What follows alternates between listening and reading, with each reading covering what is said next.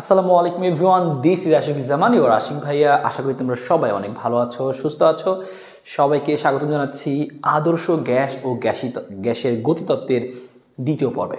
আজকে আমরা এই পর্বে আলোচনা করব স্পেশালি সিআরএমএস, গতিশক্তি এবং ইম্পর্টেন্ট আরও একটা পার্ট শিশিরাঙ্ক এবং আর্দ্রতা।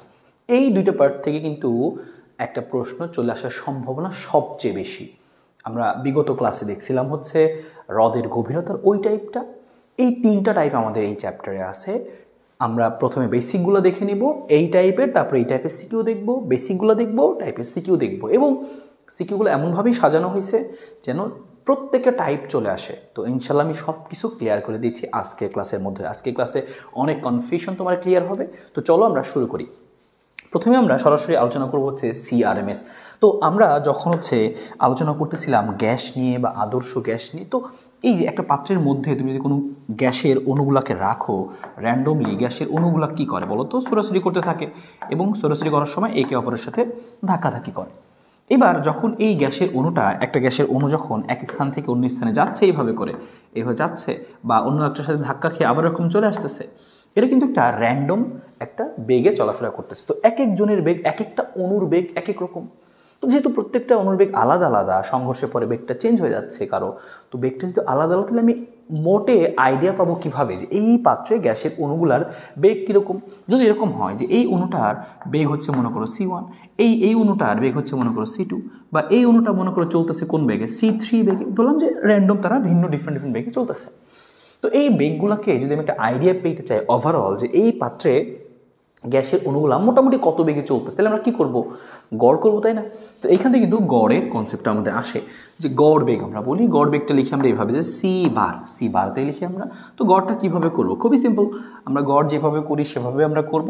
তার মানে জাস্ট আমরা গ্যাসের অণুগুলোর যে বেগগুলো আছে সবগুলো বেগকে যোগ করব, সবগুলো বেগকে আমরা যোগ করে দিব।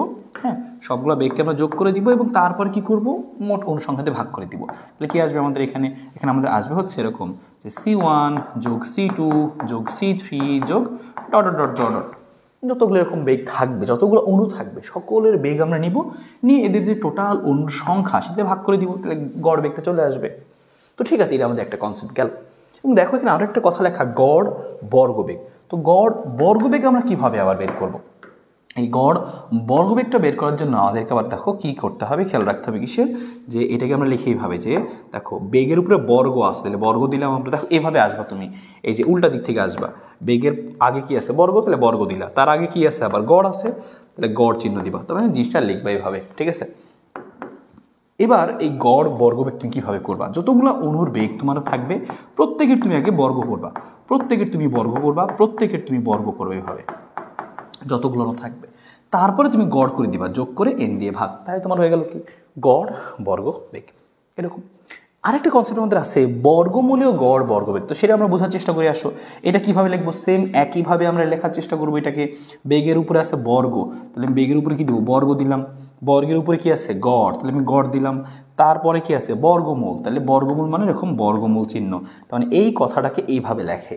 আর এই জিনিসটাকে আমরা এভাবে না লিখে আমরা কিন্তু এইভাবে সংক্ষেপে লিখতে পারি। কিভাবে? যে সি আর লিখতে পারি কি? RMS, CRMS, যেখানে এস মানে স্কোয়ার, এম মানে কি? মিন, আর মানে কি? রুট। রুট মিন স্কোয়ার, মানে বর্গমূলীয়, তারপর দেখো গড় বর্গবেগ, বর্গমূলীয় গড় বর্গবেগ। তো এই জিনিসটা আবার কীরকম? আমরা এখানে যে কাজটুকু করছিলাম, তুমি একটু খেয়াল যদি করো বুঝতে পারবা, এখানে আমাদের যে জিনিসটুকু ছিল, এখানে আমাদের যে জিনিসটুকু এখানে অলরেডি লেখা ছিল, দেখো এই যে এই পুরো জিনিসটুকু আমি আবার লিখবো। যে এখানে আমাদের কি প্রত্যেকটা আমি কী করছিলাম? এরকম বর্গ করছিলাম, প্রত্যেকটা বর্গ করছিলাম, হ্যাঁ বর্গ করছিলাম, তারপরে গড়ও করছিলাম। গড় বর্গবেগ ছিল। এখন ওভারঅল আমি একটা রুট আনছি, তার মানে এখন জাস্ট কী করতে হবে আমাকে? যে ওভারঅল এটা একটা রুট চিহ্ন দিতে হবে। তার মানে এই জিনিসটাই আমরা বলবো কি? বর্গমূলীয় গড় বর্গবেগ। এখন তুমি চিন্তা করো, এই যে তুমি অণুগুলো এরকম গড় বেগ বের করলা, গড় বর্গবেগ বের করলা, বা বর্গমূলীয় গড় বর্গবেগ বের করলা, এই কাজটা অনেক টাফ না? প্রত্যেকটা অণুর ইন্ডিভিজুয়াল বেগ বের করা, যোগ করা, স্কোয়ার করা, রুট করা টাফ। কিন্তু এই জন্য কিন্তু বিজ্ঞানীরা চেষ্টা করছে যে কীভাবে ফর্মুলার সাহায্যে আমরা এই জিনিসগুলো বের করতে পারি। এখন তোমার মনে প্রশ্ন আসতে পারে, ভাই আমার গড় বেগ বের করাই তো কষ্ট হচ্ছিল, তো এখন আমি এই গড় বর্গবেগ না করে আমি কষ্ট করে আবার এত কষ্ট কেন করলাম আমরা? এখানে বর্গমূলীয় গড় বর্গবেগ কেন করলাম? কারণ এইটা বেশি অ্যাপ্রোপ্রিয়েট। গ্যাসের ক্ষেত্রে সবসময় এই সিআরএমএস, গ্যাসের বেগ বললে আমরা কি মনে করি? গ্যাসের বেগ বললে আমরা সিআরএমএস বেগটাকে মনে করি, চিন্তা করি, কারণ এইটা বেশি অ্যাপ্রোপ্রিয়েট। বেশি অ্যাপ্রোপ্রিয়েট কিসের? যে মোস্ট প্রবাবল ভ্যালোসিটি বলে আরেকটা জিনিস আছে, সর্বোচ্চ সম্ভাব্য বেগ। সেই জিনিসটা কি, সেটা ছোট করে এক লাইনে এখানে অবশ্যই বলে যাই, না তোমার তো জিনিসটা ক্লিয়ার থাকবে। আইডিয়াও কিন্তু, কনসেপ্টও কিন্তু ক্লিয়ার করতেছি। হ্যাঁ, দেখো কনসেপ্টও ক্লিয়ার করতেছি। মনে করো এখানে অনেকগুলো বেগ আছে, অনেকগুলো অণু আছে, অনেকগুলো ডিফারেন্ট অণু আছে। ধরলাম এক একজনের বেগ কি এক এক রকম। আমি ধরলাম যে একজনের বেগ হচ্ছে মনে করো 1, একজনের বেগ 2, একজনের বেগ 4, আর একজনের বেগ 4, আর একজনের বেগ মনে করো 3, আর একজনের বেগ 4, আর একজনের বেগ মনে করো 2, এরকম কয়েকটা বেগ আছে। এবার তোমাকে যদি বলো তো এই অণুগুলোর যে বেগ, এই বেগের মধ্যে কোন বেগটা, তুমি যদি একটা অণুকে পিক করো তাহলে ওই অণুটার বেগ কত হওয়ার সম্ভাবনা সবচেয়ে বেশি থাকবে? তুমি বলবা 4, কারণ কি? কিন্তু 4 সবচেয়ে বেশি বার আছে। তার মানে এই 4টাই হচ্ছে তখন সর্বোচ্চ সম্ভাব্যতম বেগ। এই বেগটা, এটাই তুমি যদি এই র্যান্ডমলি পিক করো তাহলে ওই অণুর, এই যতগুলো অণু আছে মোটামুটি আমরা চিন্তা করতে পারি, হ্যাঁ বেশিরভাগ অণুই তাহলে কি 4-এ যাচ্ছে। এটাকে বলি সর্বোচ্চ সম্ভাব্যতম বেগ। তুমি যদি গড় করো এইভাবে করে প্রত্যেকটা জিনিসের, বা তুমি যদি এরকম করে বর্গমূল্য গড় বেগ করো, তাহলে তুমি খেয়াল করবা যে এই বর্গমূল্য গড় বেগ করলে যে মানটা আসবে সেই মানটা 4-এর সবচেয়ে কাছাকাছি। আর এইটা যদি করো দেখবে এইটার থেকে এইটা বেশি কাছাকাছি 4-এ। তাহলে সর্বোচ্চ সম্ভাব্যতম বেগ হচ্ছে 4, সর্বোচ্চ সম্ভাব্যতম বেগ হচ্ছে 4। তাহলে এইটা যদি করো তাহলে দেখবা এই মানটা 4-এর বেশি কাছাকাছি আসবে এইটার তুলনায়। তাহলে কি এইটা বের করে বেশি ভালো? এই জন্য আমরা কিন্তু সিআরএমএস ইউজ করি। সে আমরা সামনের দিকে আগাই, সিআরএমএস তো ইউজ করি। তাহলে এই জিনিসগুলো এইভাবে বের করা তো আসলে কষ্টদায়ক, বের করতে আমরা পারবো না। তো এই জন্য আমরা কি করবো, এই কথাটাকেও লিখে রাখতেছি আমি, যে সর্বোচ্চ সম্ভাব্যতম বেগ। হ্যাঁ, সর্বোচ্চ সম্ভাব্যতম বেগ, সর্বোচ্চ সম্ভাব্যতম বেগ। আর সিআরএমএসও দেখা যায় কি এই সর্বোচ্চ সম্ভাব্যতম বেগের খুবই কাছাকাছি হয়। তার মানে এটাই বেশি অ্যাপ্রোপ্রিয়েট। এই জন্য আমরা এই বর্গমূল্য গড় বর্গবেগ ইউজ করি। এবার এইভাবে তো বের করা টাফ ছিল আমাদের, এই জন্য এখন আমরা কি করব, এখন কিন্তু আমাদের কি করতে হবে, যে ফর্মুলা বের করতে হবে। তো দেখা যায় এই সিআরএমএস এর ফর্মুলা যখন বের করছি তখন কি আসে আমাদের ফর্মুলা, অলরেডি এই জিনিসগুলো আমরা জানি। তো আমি একটু লিখে ফেলতেছি যে সিআরএমএস কি ছিল বলো তো। সিআরএমএস ছিল হচ্ছে এরকম, যে root over 3RT divided by M, capital M।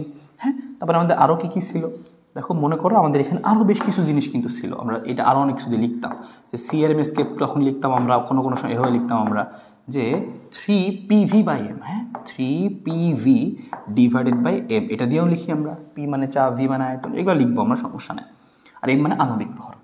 তাছাড়াও আমরা সিআরএমএস কিন্তু এভাবেও লিখতাম, সিআরএমএসকে আমরা এভাবেও কিন্তু লিখতাম, যে চাপ দিয়েও লিখতাম, চাপ আর ঘনত্ব দিয়ে লিখতাম, যে √3P divided by rho, 3P divided by rho. তার মানে এই বর্গমূলীয় গড়বেগটা এই চাপ এবং ঘনত্ব দিয়েও লেখা যায়। তাছাড়াও আমরা এই বর্গমূলীয় গড়বেগটাকে আমরা কিন্তু এভাবেও কিন্তু লিখতে পারতাম আমরা। আমি এটা দিয়ে দেখাচ্ছি, আবারও খেয়াল করো। এটা কিন্তু আমরা এভাবেও লিখতে পারতাম, যে সিআরএমএস সমান √3KT বাই স্মল m। তো এটা আবার কখন দেখো, খেয়াল করো, আমি ছোট করে লিখেও দিচ্ছি সাইডে কথাটা। কখন এটা হচ্ছে একটা অণুর বর্গমূলীয় গড় বর্গবেগ, এটা হচ্ছে একটা অণুর। তাহলে m মানে কি, একটা অণুর ভর। তাহলে লিখে রাখতেছি আমি, যে একটি অণুর ক্ষেত্রে, যখন আমাকে বলবে একটি অণু, তখন একটি অণুর ক্ষেত্রে এই জিনিসটা হবে আর কি। হ্যাঁ, একটি অণুর বেগ যদি জিজ্ঞেস করে বলছে একটা অণুর সিআরএমএস কত, তখন আমরা এইভাবে বের করি, 0/3KT/M। আসো আমরা এখান থেকে পরিচয়গুলো দেখি, যে কোনটা মানে আসলে আমাদের কি, সেই পরিচয়গুলো আমরা একটু দেখে ফেলি, যে কোনটা মানে কি। পরিচয়গুলো আমি আগে এখানে সুন্দর করে লিখে ফেলে। আসো দেখো, একদম শুরু থেকে আমরা আসি, যে তার মানে সিআরএমএস বের করবো কীভাবে, তাহলে আমরা এই যে কোনো সূত্র আমরা চাইলে বের করতে পারি। স্পেশালি নিচেরটা কি, যে একটা অণুর ক্ষেত্রে সূত্র কি, √3KT/M। এখানে লাস্টের থেকে শুরু করি আমরা। 3 মানে হচ্ছে তো 3, এই m মানে কি, স্মল m, এই mটা মানে কি, এই স্মল mটা মানে হচ্ছে একটি অণুর ভর। এই স্মল mটা মানে কি, এই স্মল mটা মানে হচ্ছে একটা অণুর ভর। হ্যাঁ, ঠিক আছে। তাহলে যেহেতু আমি একটা অণুর সিআরএমএস বের করতেছি, তার মানে এটা হচ্ছে কি একটা অণুর ভর, একটা অণুর ভর। তো এইটা তোমাকে ছোট করে মনে রাখতে হবে, একটা অণুর ভর হচ্ছে m। আর কে মানে এটা কি, এই কে মানে হচ্ছে বোলসম্যান ধ্রুবক। কে মানে হচ্ছে বোলসম্যান ধ্রুবক, যার মান আছে একটা কনস্ট্যান্ট, তোমরা সবাই জানো, 1.3 10⁻⁻23 জুল পার কেলভিন। কে হচ্ছে আমাদের বোলসম্যান ধ্রুবক। টি মানে তাপমাত্রা, আমরা সবাই জানি, টি আমাদের উপরেও একবার আসবে, তো টিটাকে আমরা উপরেও লিখে দিচ্ছি, যে টি মানে হচ্ছে আমাদের কি তাপমাত্রা। এবং তাপমাত্রা কোন এককে, অবশ্যই কেলভিন এককে। তাপমাত্রা অবশ্যই কেলভিন এককে ইউজ করতে হবে। ভালো কথা, এটা বুঝলাম এবং এটাও মনে রাখবো আমরা এটা কোন ক্ষেত্রে ইউজ করবো। আমরা এটা ইউজ করবো কোন ক্ষেত্রে, একটা অণুর সিআরএমএস যদি বের করতে বলে একটা অণুর ক্ষেত্রে বা একটা অণুর ভর দেওয়া থাকে সেই ক্ষেত্রে তুমি এটা দিয়ে বের করতে পারবা।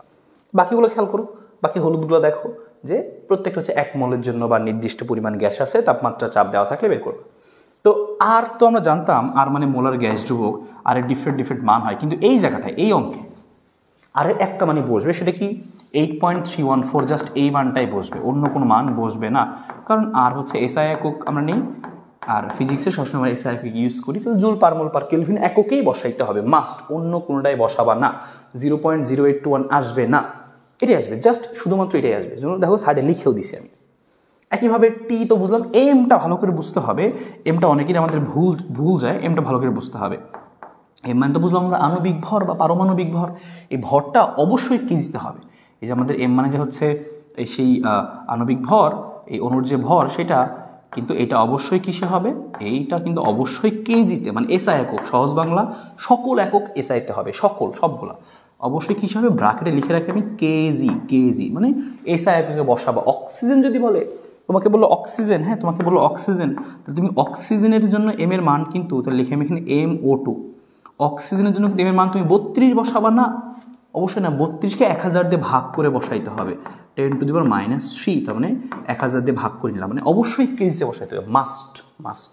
ওকে, তো আমি একটা এক্সাম্পল দিয়ে দেখাই দিলাম যে সাপোজ যদি অক্সিজেন বলতো তো তুমি সেক্ষেত্রে কী করতা, সেক্ষেত্রে তুমি হচ্ছে এই যে MO2 মানে অক্সিজেনের আণবিক ভরটা তুমি অবশ্যই কেজিতে নিয়েই তুমি কিন্তু বসাইতা।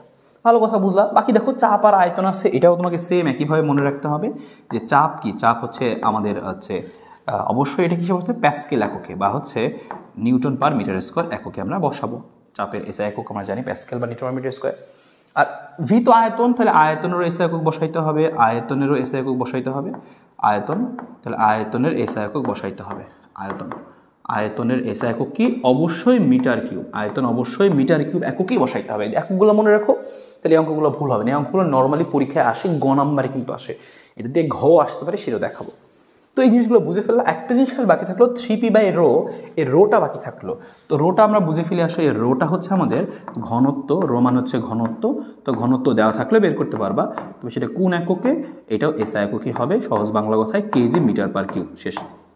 সহজ বাংলা ভাষায় মনে রাখো যে সিআরএমএস হচ্ছে √3RT/m অথবা 3PV/m অথবা 3p/ρ অথবা 3kT/m। ওকে, তো এই এতটুকু জিনিস আমরা মনে রাখবো। এরপরে আমাদের এখানে আরেকটা জিনিস একটু শেখার আছে, এখানে আরেকটা জিনিস শেখার আছে, স্পেশাল একটু নজর দিতে হবে। দেখো সিআরএমএস এর সাথে টি এর যে সম্পর্কটা খেয়াল করো, সিআরএমএস এর সাথে টি এর যে সম্পর্কটা, এটার মধ্যে একটু স্পেশালি নজর এমনিতেই দিতে হবে। এই সিআরএমএস এর সাথে দেখো তো টি এর সম্পর্কটি সমানুপাতিক, তবে কিন্তু √ওভারের সমানুপাতিক। হ্যাঁ, এটা আমরা দেখতে পাচ্ছি এখান থেকে। তারপরে আমরা আলাদা করে একটু মনে রাখবো, এই জিনিসটুকু আলাদা করে আমরা একটু মনে রাখতেছি, কারণ এটা আমাদের কাজে লাগে। তাহলে মনে রাখবা এই সিআরএমএসটায় তাপমাত্রার উপর নির্ভর করে এবং তাপমাত্রার বর্গমূলের সমানুপাতিক। তুমি যদি তাপমাত্রা দ্বিগুণ করো সিআরএমএস √2 গুণ হবে, তাপমাত্রা 4 গুণ করো সিআরএমএস দ্বিগুণ হবে, কারণ রুট আছে উপরে। এটা আলাদা করে একটু মনে রাখো, স্পেশালি কাজে লাগবে। ওকে, প্রত্যেকটা জিনিস বুঝে ফেলছি কখন কোনটা ইউজ করতে হয়, সামনে আমরা জিনিসগুলো নিয়ে আরও কথাবার্তা বলবো। এটা বললাম আমরা কোনটা নিয়ে, এটা কথা বললাম আমরা লাস্টের সিআরএমএস নিয়ে। তবে মাঝে মাঝে এটাও বের করতে বলে সর্বোচ্চ সম্ভাব্যতম বেগ, মাঝে মাঝে আমাদের এই গড় বেগটাও বের করতে বলে। হ্যাঁ, তো সেই গড় বেগগুলো আমরা আসলে একটু লিখে রাখবো আমরা এখানে, একটু ছোট করে লিখে রাখবো। তো সিআরএমএস এর মেইন ফর্মুলাটা তোমরা বুঝে ফেললাম যে সিআরএমএস এর এই মেইন ফর্মুলাটা হচ্ছে এই যে এটা, সিআরএমএস সমান কি √3RT/m, ঠিক আছে। এর আমরা এই রুটটা কিন্তু সবার উপরে আছে, হ্যাঁ পুরোটার উপরে আছে। ভালো কথা, এটা আমরা বুঝলাম। এছাড়াও যে মাত্রই দেখে আসলাম আরও কয়েকটা জিনিস আমরা, কোনটা বলো, একটা দেখলাম হচ্ছে সর্বোচ্চ সম্ভাব্যতম বেগ, একটা দেখলাম হচ্ছে গড় বেগ। তো গড় বেগটা লিখি আমরা, গড় বেগকে আমরা সি অ্যাভারেজ লিখতে পারি, অথবা তুমি একটু আগে যেটা দিয়ে লিখে আসছো এইভাবে করে লিখে আসছো সি বার, সেটা দিয়ে লিখতে পারো, বা মাঝে মাঝে অ্যাভারেজও লেখে অনেক সময় অনেক জায়গায় বইয়ে। তো এটার একটা সূত্র আছে, তোমার পক্ষে কিন্তু এটা বের করা টাফ, তুমি কিন্তু এইভাবে করে হিসাব করে বের করা তোমার জন্য খুবই টাফ। এই জন্য এটার একটা ফর্মুলা আছে, এটা তুমি মনে রাখবা। এটার সূত্রটা ছিল এরকম যে √8RT ডিভাইড বাই হচ্ছে pi into M, pi into হচ্ছে এম, হ্যাঁ √8RT ডিভাইড বাই কি পাই এম। এখানে 8 মানে তো 8, আর মানে হচ্ছে মোলার গ্যাস ধ্রুবক, টি মানে হচ্ছে তাপমাত্রা, পাই তো পাই, এম মানে হচ্ছে কি এম মানে হচ্ছে আণবিক ভর। এবার যদি আমি সি অ্যাভারেজ না বের করি, যে বলছিলাম যে সর্বোচ্চ সম্ভাব্যতম বেগ ওইটা বের করি, ওটাকে লিখি হচ্ছে আমরা সি এম দ্বারা লিখি। ওটাকে লিখি হচ্ছে আমরা কি দ্বারা, ওটাকে লিখি হচ্ছে আমরা যে C M most probable velocity, লিখি আমরা কি এম দিয়ে লিখি, সি এম লিখতে পারি, মোস্ট প্রবাবল বা এমপি লিখতে পারো, মোস্ট প্রবাবল ভেলোসিটি। হ্যাঁ, তো সেটা সূত্র কি, এইটা সূত্র ছিল হচ্ছে এরকম, root over 2RT divided by হচ্ছে M, root over 2RT divide by হচ্ছে। হ্যাঁ, বা আমরা এটাকে কে দিয়েও লিখতে পারতাম, এটা কিন্তু অনেক সময় অনেক জায়গায় অনেক বইয়ে কে দিয়েও লেখে, তো এটা তোমাকে একটু জেনে রাখতে হবে। এই সেম জিনিসটাকে কিন্তু এভাবেও লেখা যেতে পারে, হ্যাঁ, যে সি এম সমান সমান রুট ওভার ওই যে একটা অনুর যদি অনেক সময় বের করে তাহলে কী লিখবো 2KT ডিভাইডেড বাই এম, এভাবেও কিন্তু লেখা যায়, একই কথা। ঠিক আছে, তো এরকম থাকতে পারে। এমসিকিউর জন্য ইম্পর্টেন্ট এই জিনিসগুলো, এমসিকিউর জন্য ইম্পর্টেন্ট, আমি এখনই ক্লিয়ার করে দিচ্ছি, যখন পরবর্তী এমসিকিউ সলভ করবো তোমার জন্য কোনো ঝামেলা না হয়। তো এতটুকু কিছু বোঝার পরে এখান থেকে আমাদের আরেকটা জিনিস দরকার হয়, পরীক্ষা এটাও এমসিকিউতে আসে, জিজ্ঞেস করে বলো তো এদের মধ্যে সম্পর্কটা কি, মানে কোনটা বড় কোনটা ছোট, এরকম জিজ্ঞেস করে। এবার তুমি কিভাবে বুঝবা সম্পর্ক কোনটা বড় কোনটা ছোট, একটু খেয়াল করো।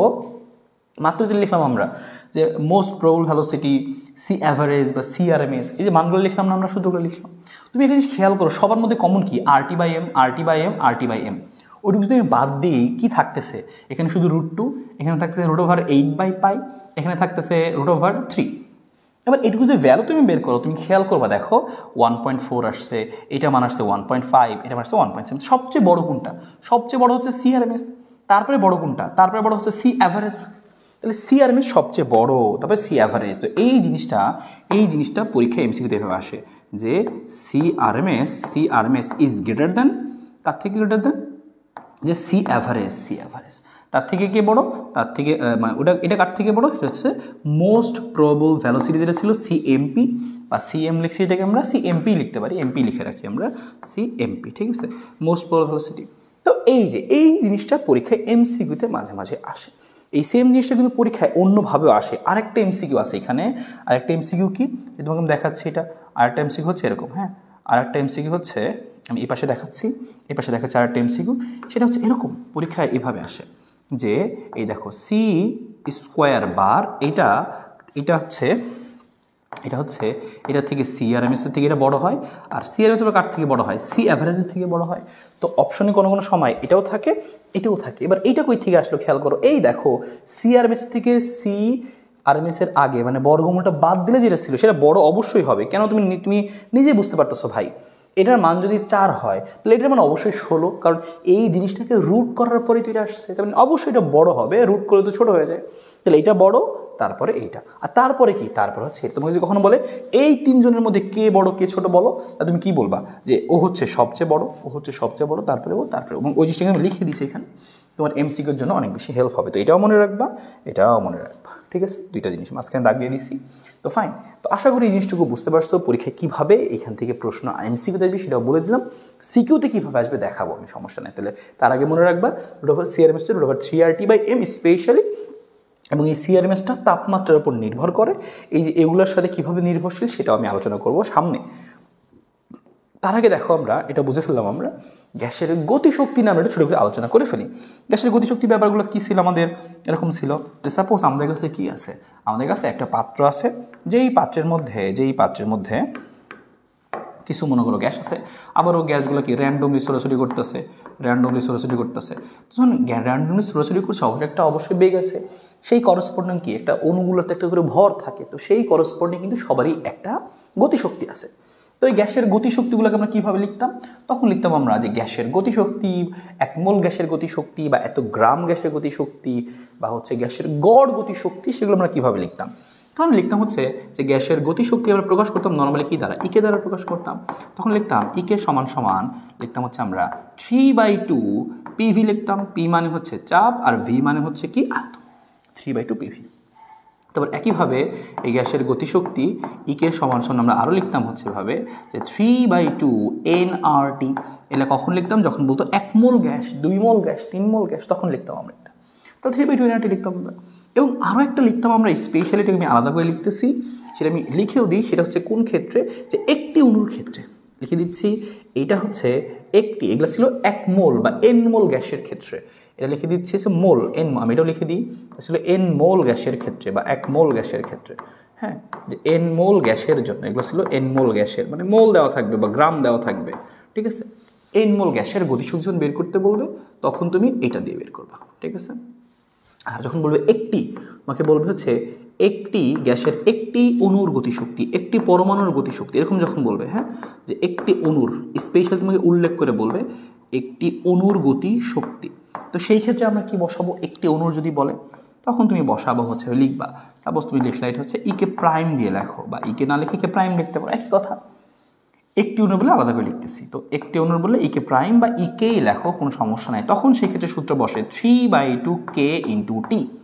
এখানে কে মানে কি বলছিলাম, বোলসম্যান ধ্রুবক। আর এই বোলসম্যান ধ্রুবকটা, এই যে বললাম কে ইকুয়াল টু বোলসম্যান ধ্রুবক, এটা লেখা যায় কিভাবে জানো, এভাবে লেখা যায় R/Na। 1 মোল গ্যাসের ক্ষেত্রে তো আমরা আর লিখতাম, আর 1 মোল গ্যাসে অণু থাকে কয়টা, অ্যাভোগাড্রো সংখ্যক, ওটা দিয়ে ভাগ করলে পাই যাবো কি একটা, ওইখান থেকে কে জিনিসটা আসছে এটাকে আমরা বলি কি বোলসম্যান ধ্রুবক। এর নাম আমরা কি দিই, এটাকে বলি আমরা বোলসম্যান কনস্ট্যান্ট বলি আমরা, এটাকে বলি হচ্ছে বোলসম্যান কনস্ট্যান্ট, হ্যাঁ, বোলসম্যান কনস্ট্যান্ট, এটাকে প্রকাশ করি আমরা কি দ্বারা, কে দ্বারা প্রকাশ করি, ঠিক আছে, ভালো কথা। এবং এটার মানটা তো একটু আগে লিখে আসছিলাম আমি, মনে আছে তোমাদের, যে এটার ভ্যালুটা কত হয়, এটার ভ্যালুটা হয় 1.38 × 10⁻23, তাই না, এটা আমাদের মনে রাখতে হবে। এবং তুমি গতিশক্তি এটা কখন ইউজ করবা, 3/2k কখন ইউজ করবা, যখন তোমাকে বলবে 1 মোল গ্যাসের গতিশক্তি, 1 মোল, সরি মানে একটি পরমাণুর গতিশক্তি। আর উপরেগুলো কখন ইউজ করবা, 3/2 PV, 3/2 nRT, 1 মোল, 2 মোল, 3 মোল যখন বলবে তখন। আর কে একটা ইউজ করবো তখনই শুধুমাত্র যখন বলবে একটি অণুর গতিশক্তি, একটি পরমাণুর গতিশক্তি। তো একটি অণু একটি পরমাণু না বলে তোমাকে যদি বলে যে 230টা পরমাণুর গতিশক্তি, 230টা অক্সিজেনের অণুর গতিশক্তি, তখন কি করবা, তখন তুমি কি করবা, এখানে লিখবা হচ্ছে এত গুণ 230, কারণ এটা একটার জন্য 230টার গতিশক্তি 230 গুণ হবে, 230 দিয়ে গুণ করে দিবা, এরকম, হ্যাঁ, এই কথাটুকু মনে রাখো। এবং এইখানেও এককগুলো সেম, চাপের মানটা অবশ্যই তোমাকে প্যাসকেলে বসাইতে হবে, এই অঙ্কের ক্ষেত্রেও সেম, চাপ অবশ্যই প্যাসকেল এককে বসাইতে হবে, সব এসআই একক, সহজ বাংলা কথায়। আয়তন অন্য কোনোটাই বসানো যাবে না, যেখানেই থাকো মিটার কিউব এককে তোমাকে বসাইতে হবে। এবং একইভাবে যে আমাদের আর এর মানটাও এখানে ফিক্সড, অন্য কোনো এককে বসানো যাবে না, শুধুমাত্র 8.314 জুল পার মোল পার কেলভিন এককেই বসাইতে হবে। এন মানে মোল সংখ্যা, টি মানে তাপমাত্রা, তো অবশ্যই কেলভিন, এটা কোনো সন্দেহই নেই, তাপমাত্রা অবশ্যই কোন এককে, কেলভিন এককে। এন মানে মোল সংখ্যা, সেটা আমরা জানি। এন এর মান যদি কখনো দেওয়া না থাকে কিভাবে বের করব, W/m অথবা কি X/Na।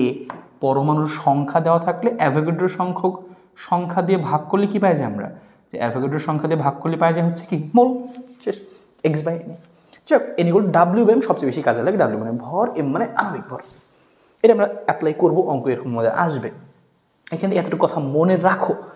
তবে এখানে তোমাদের আরেকটা জিনিস শেখার আছে, মাঝে মাঝে এই যে আমরা যে এই জিনিসটা যে লিখলাম, এই সূত্রটুকু, এখানে কিন্তু একটা আমাদের সীমাবদ্ধতা আছে। সীমাবদ্ধতাটা কি, এই সূত্রগুলো কিন্তু শুধুমাত্র প্রযোজ্য, এই যে সূত্রগুলো লিখছি 3/2 PV, 3/2 KT, এগুলো শুধুমাত্র প্রযোজ্য এক পরমাণুক গ্যাসের ক্ষেত্রে। এক পরমাণু গ্যাসের ক্ষেত্রে এই সূত্রগুলো প্রতিপাদন করা হয়েছিল, যেমন হিলিয়াম, নিয়ন, আর্গন, ওদের ক্ষেত্রে ঠিক আছে। কিন্তু যখন আমাকে বলবো অক্সিজেন, যদি বলে নাইট্রোজেন, বা যদি বলে মনে করো যে methane gas, carbon dioxide gas, তখন কিন্তু 3/2 PV লেখাটা বেশি সঠিক না, কারণ আরও অ্যাকুরেট জিনিস আমাদের কাছে আছে। সেটা কি, এটা হচ্ছে আমাদের কি এক পরমাণু গ্যাসের ক্ষেত্রে, হ্যাঁ, এটা আমরা লিখে রাখতেছি। এই সূত্রটা কিসের জন্য, এই সূত্রগুলো প্রযোজ্য হচ্ছে এক পরমাণু গ্যাস, এক পরমাণুক গ্যাসের ক্ষেত্রে এই সূত্রগুলো প্রযোজ্য। এই সূত্রগুলো লিখলাম আমরা, এটা কার জন্য, এক পরমাণু গ্যাসের জন্য প্রযোজ্য। এই ব্যাপারে অ্যাকুরেট আসল জিনিসটা কি, জেনারেল ফর্মুলাটা কি, যে কোনো গ্যাস, দ্বিপরমাণুক, 3 পরমাণুক, দ্বিপরমাণুক মানে কি O2 N2, এরকম। এক পরমাণুক মানে কি, এক পরমাণু মানে হচ্ছে এরকম, যেমন হিলিয়াম, তারপর হচ্ছে কি নিয়ন মানে যারা এরকম নিষ্ক্রিয় গ্যাস, তাই তো এক পরমাণু হয় জানো, হ্যাঁ, আর্গন ইত্যাদি, এরকম ইত্যাদি, হ্যাঁ, ভালো কথা বুঝলাম আমরা। এবার আমরা আসলে এখানে দেখি হচ্ছে ইন জেনারেল ফর্মুলাটা কি, তাহলে গ্যাসের গতিশক্তি বা এগুলোকে আমরা কি বলি, একটি অণুর গতিশক্তি না বলে কিন্তু পরীক্ষায় বলতে পারে একটি অণুর গড় গতিশক্তি। পরীক্ষায় কিন্তু এই গড় কথাগুলো উল্লেখ থাকে। হ্যাঁ, একটি অণুর গতিশক্তি না বলে কি বলতে পারে, একটি অণুর গড় গতিশক্তিও জিজ্ঞেস করতে পারে। আমি কথা লিখে দিই, এখানে কিন্তু এই কথাটাও বলতে পারে তোমাকে যে একটি অণুর গতিশক্তি না বলে কি বলতে পারে, বলতে পারে হচ্ছে গড় গতিশক্তি। হ্যাঁ, গড় গতিশক্তি বললেও এটাই, কারণ আমরা গড়ই গতিশক্তিটা বের করি আসলে, গড় গতিশক্তি। ওকে, এই কথাটা মাথায় রেখো। এবার যেটা আমরা ইন জেনারেল বলতে যাচ্ছিলাম, যে জেনারেল ফর্মুলাটা তাহলে কি, জেনারেল ফর্মুলাটা কি, যে গ্যাসের গতিশক্তি আসলে এরকম হবে, গ্যাসের গতিশক্তি আসলে দেখতে এরকম হবে, যে গ্যাসের গতিশক্তি এরকম হবে, যে গ্যাসের গতিশক্তি ইকুয়াল টু, এটা জেনারেল সূত্র হবে হচ্ছে এরকম, গ্যাসের গতিশক্তি এটা হবে হচ্ছে ইকে ইকুয়াল টু, এখানে 3 না, এই 3 এর জায়গায় বলবো হচ্ছে এফ বাই টু গ্যাসের গতিশক্তি হবে f by two nRT, f by two RT লিখি, বা এফ বাই টু এনআরটি। আমরা আগে লিখতাম কি, আমরা লিখতাম আগে 3 বাই টু এনআরটি, এখন সূত্র হবে হচ্ছে f divide by two nRT. এটা হচ্ছে আমাদের মেন জেনারেল ফর্মুলা গ্যাসের গতিশক্তির ক্ষেত্রে। গ্যাসের গতিশক্তির ক্ষেত্রে হচ্ছে আমাদের জেনারেল ফর্মুলা হচ্ছে এটা, জেনারেল ফর্মুলা যে f by two nRT, f by two nRT. এবার এই এফ মানেটা কি, দেখো সবই তো ঠিক আছে, সবই তো বুঝলাম, কিন্তু এই এফ মানেটা কি, এখানে এই এফ মানেটা হচ্ছে, এই এফ মানেটা হচ্ছে স্বাধীনতার মাত্রা। যেখানে এফ মানেটা কি, এফ মানেটা হচ্ছে স্বাধীনতার মাত্রা। হ্যাঁ, স্বাধীনতার মাত্রা। এফ এর ডিফারেন্ট মান হয়, যেমন এই এফ এর মান হচ্ছে, এই এফ এর মানটা আমরা ওই পাশে লিখবো, এই পাশে আমাদের লেখা জায়গা আছে এফ এর মানটা। যেমন এক পরমাণু গ্যাসের ক্ষেত্রে এফ এর মান হয় হচ্ছে 3, বা হচ্ছে আমাদের বহু পরমাণু গ্যাসের ক্ষেত্রে মান, দ্বিপরমাণুকের ক্ষেত্রে মানটা হয় 5, বহু পরমাণু গ্যাসের ক্ষেত্রে মানটা হয় হচ্ছে 6, 3, 5, 6 এরকম। তাহলে এক এক গ্যাসে কিন্তু একটা তোমাকে যদি এখন বলতো, তোমাকে যদি বলতো এখানে তুমি তাহলে অক্সিজেন গ্যাসের জন্য লিখো বা নাইট্রোজেন গ্যাসের জন্য লিখো, 23 সালে এই প্রশ্ন আসছিল যে মিথেন গ্যাসের জন্য, মিথেন গ্যাসের গতিশক্তি বের করো, তখন কিন্তু তুমি যদি 3/20 দিয়ে লেখো, আসলে জিনিসটা ঠিক না, হয় নাই।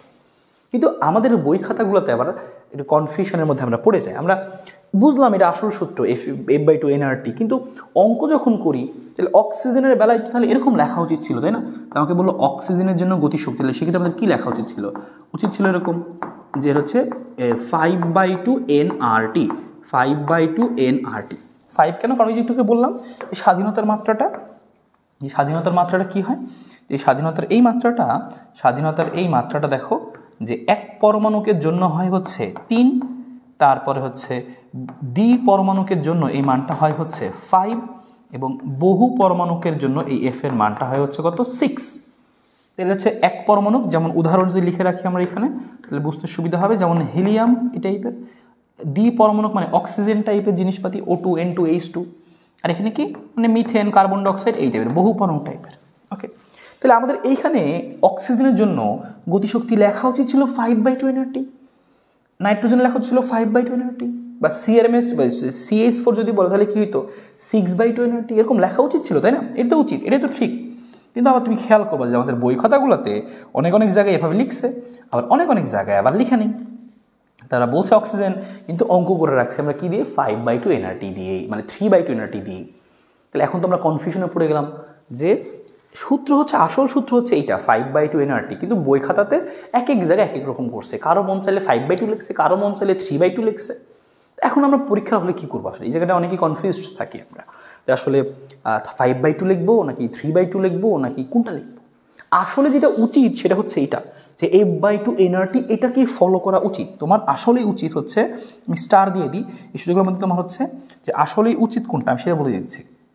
তোমার আসলেই উচিত হচ্ছে এই সূত্রটা ফলো করা, আসলেই তোমার উচিত হচ্ছে F/2 এনআরটি সূত্রটাই ফলো করা, কারণ আসলেই গতিশক্তি হচ্ছে F/2 এনআরটি। কিন্তু ওই যে মাঝে মাঝে যে বইয়ের 3/2 লেখে, ওটার কাহিনী কি? ওটার কাহিনী হচ্ছে যে এই 5, যেহেতু আমাদের বই খাতাগুলোতে এফ মানে স্বাধীনতার মাত্রা আলোচনা করা আছে, তাহলে আমাদের উচিত অবশ্যই স্বাধীনতার মাত্রা ইউজ করা। আমাদের লিখে দিতে হবে এভাবে, আমরা এভাবে লিখে দিব এখন থেকে যে গ্যাসের গতিশক্তি F/2 এনআরটি, যেহেতু অক্সিজেন গ্যাস সুতরাং অক্সিজেনের স্বাধীনতার মাত্রা হয় হচ্ছে আমরা জানি 5, সুতরাং 5/2 এনআরটি। এরকম যদি লিখে দাও তাহলে আর কোনো সমস্যা নেই, কোনো কনফিউশন নাই। কিন্তু কেউ যদি আবার 3/2 দিয়েও করে তাও সমস্যা নেই, তারটাও রাইট হবে আসলে, কারণ যে আমাদের এই কনসেপ্টগুলো, আমাদের এই অঙ্কগুলো তুমি দেখবো আমাদের বই অঙ্ক যে করা আছে 3/2 দিয়ে করে রাখছে, কিন্তু কনসেপ্ট কিন্তু 5/2 এনআরটি, কারণ পূর্ববর্তী যে সিলেবাস ছিল, এটা কাহিনী হচ্ছে পূর্ববর্তী যখন সিলেবাস ছিল, যখন আমাদের এই স্বাধীনতার মাত্রাটা আসলে এই বইয়ের মধ্যে আলোচনা ছিল না, তখন বই খাতাগুলোতে সব 3/2 দিয়ে করা থাকতো। কিন্তু এখন তো আমাদের বইয়ে দেখবা আদর্শ গ্যাস চ্যাপ্টারে F/2 মানে এফ এর কথা আছে, স্বাধীনতার মাত্রা পড়াশোনা কিন্তু আছে। দেখো এই সামনে আমি রাখছি, এই স্বাধীনতার মাত্রা পড়াশোনা আমাদের বই আছে, তাহলে আমাদের স্বাধীনতার মাত্রা ইউজ করা উচিত। আমাদের 23 সালে ঢাকা 23 প্রশ্ন আসছিল যে CH4 এর গতিশক্তি বের করো, তাহলে অবশ্যই উচিত ছিল যে এই যে কি ইউজ করা, যে F/2 এনআরটি, CH4 এর এফ হচ্ছে 6, তাহলে এটাতে উচিত ছিল। কিন্তু কেউ যদি 3/2 এনআরটি দিয়েও করে রেখে আসো, কোনো সমস্যা নাই, হয়েছে তারও হয়েছে, তোমাদেরও হবে আসলে। কারণ এই ক্ষেত্রে আসলে একটা কনফিউশনের ব্যাপার আছে যে কোনটা লিখবো আমরা, আসলে উচিত এটা লেখা এবং তুমি সাইডে উল্লেখ করে দিবা স্বাধীনতার মাত্রা এত, তাহলে আর তোমার কোনো টেনশন নাই। কিন্তু যদি 3 দিয়েও করে রাখো তারপরেও হবে, কারণ দেখবা যে আমাদের প্রচলিত বইগুলোতে কিন্তু 3 দিয়ে ইউজ করছে, কিন্তু কোনো কোনো জায়গায় আবার যে আমরা রাইট করার সময় কিন্তু 5 দিয়েও লিখি। তোমার কনফিউশনের দরকার নেই, তুমি যে কোনোটা ইউজ করতে পারো, 3ও ইউজ করতে পারো, 5ও ইউজ করতে পারো, বা 6 ইউজ করতে পারো, মানে ওই অনুযায়ী। কিন্তু তুমি যদি যখন দেখবা যে তোমার নাম এরকম উল্লেখ করে বলতেছে CH4 এরকম, তখন তুমি ভাববা হয়তো বা চেক করতেছে, তুমি এটা জানো কিনা, তুমি এটা দিয়েই করো, 5, 6 যা আছে এটা বসাই করো, এটা বেশি অ্যাপ্রোপ্রিয়েট। হ্যাঁ, অন্যগুলা 3 দিয়েও করে রাখলেও হবে, কোনো প্যারা নাই, কারণ বই খাতাগুলোতে কিন্তু এরকম করে মানে উদাহরণগুলোর মধ্যে এরকম করে করা আছে, অভ্যস্ততা আছে। আশা করি কনফিউশন ক্লিয়ার। কি করবা, এটা ইউজ করা সেফ, তুমি যদি 3 দিয়েও করে রেখে আসো কোনো প্যারা নেই, ঠিক আছে? ওকে, এটা আমরা বুঝলাম এখান থেকে।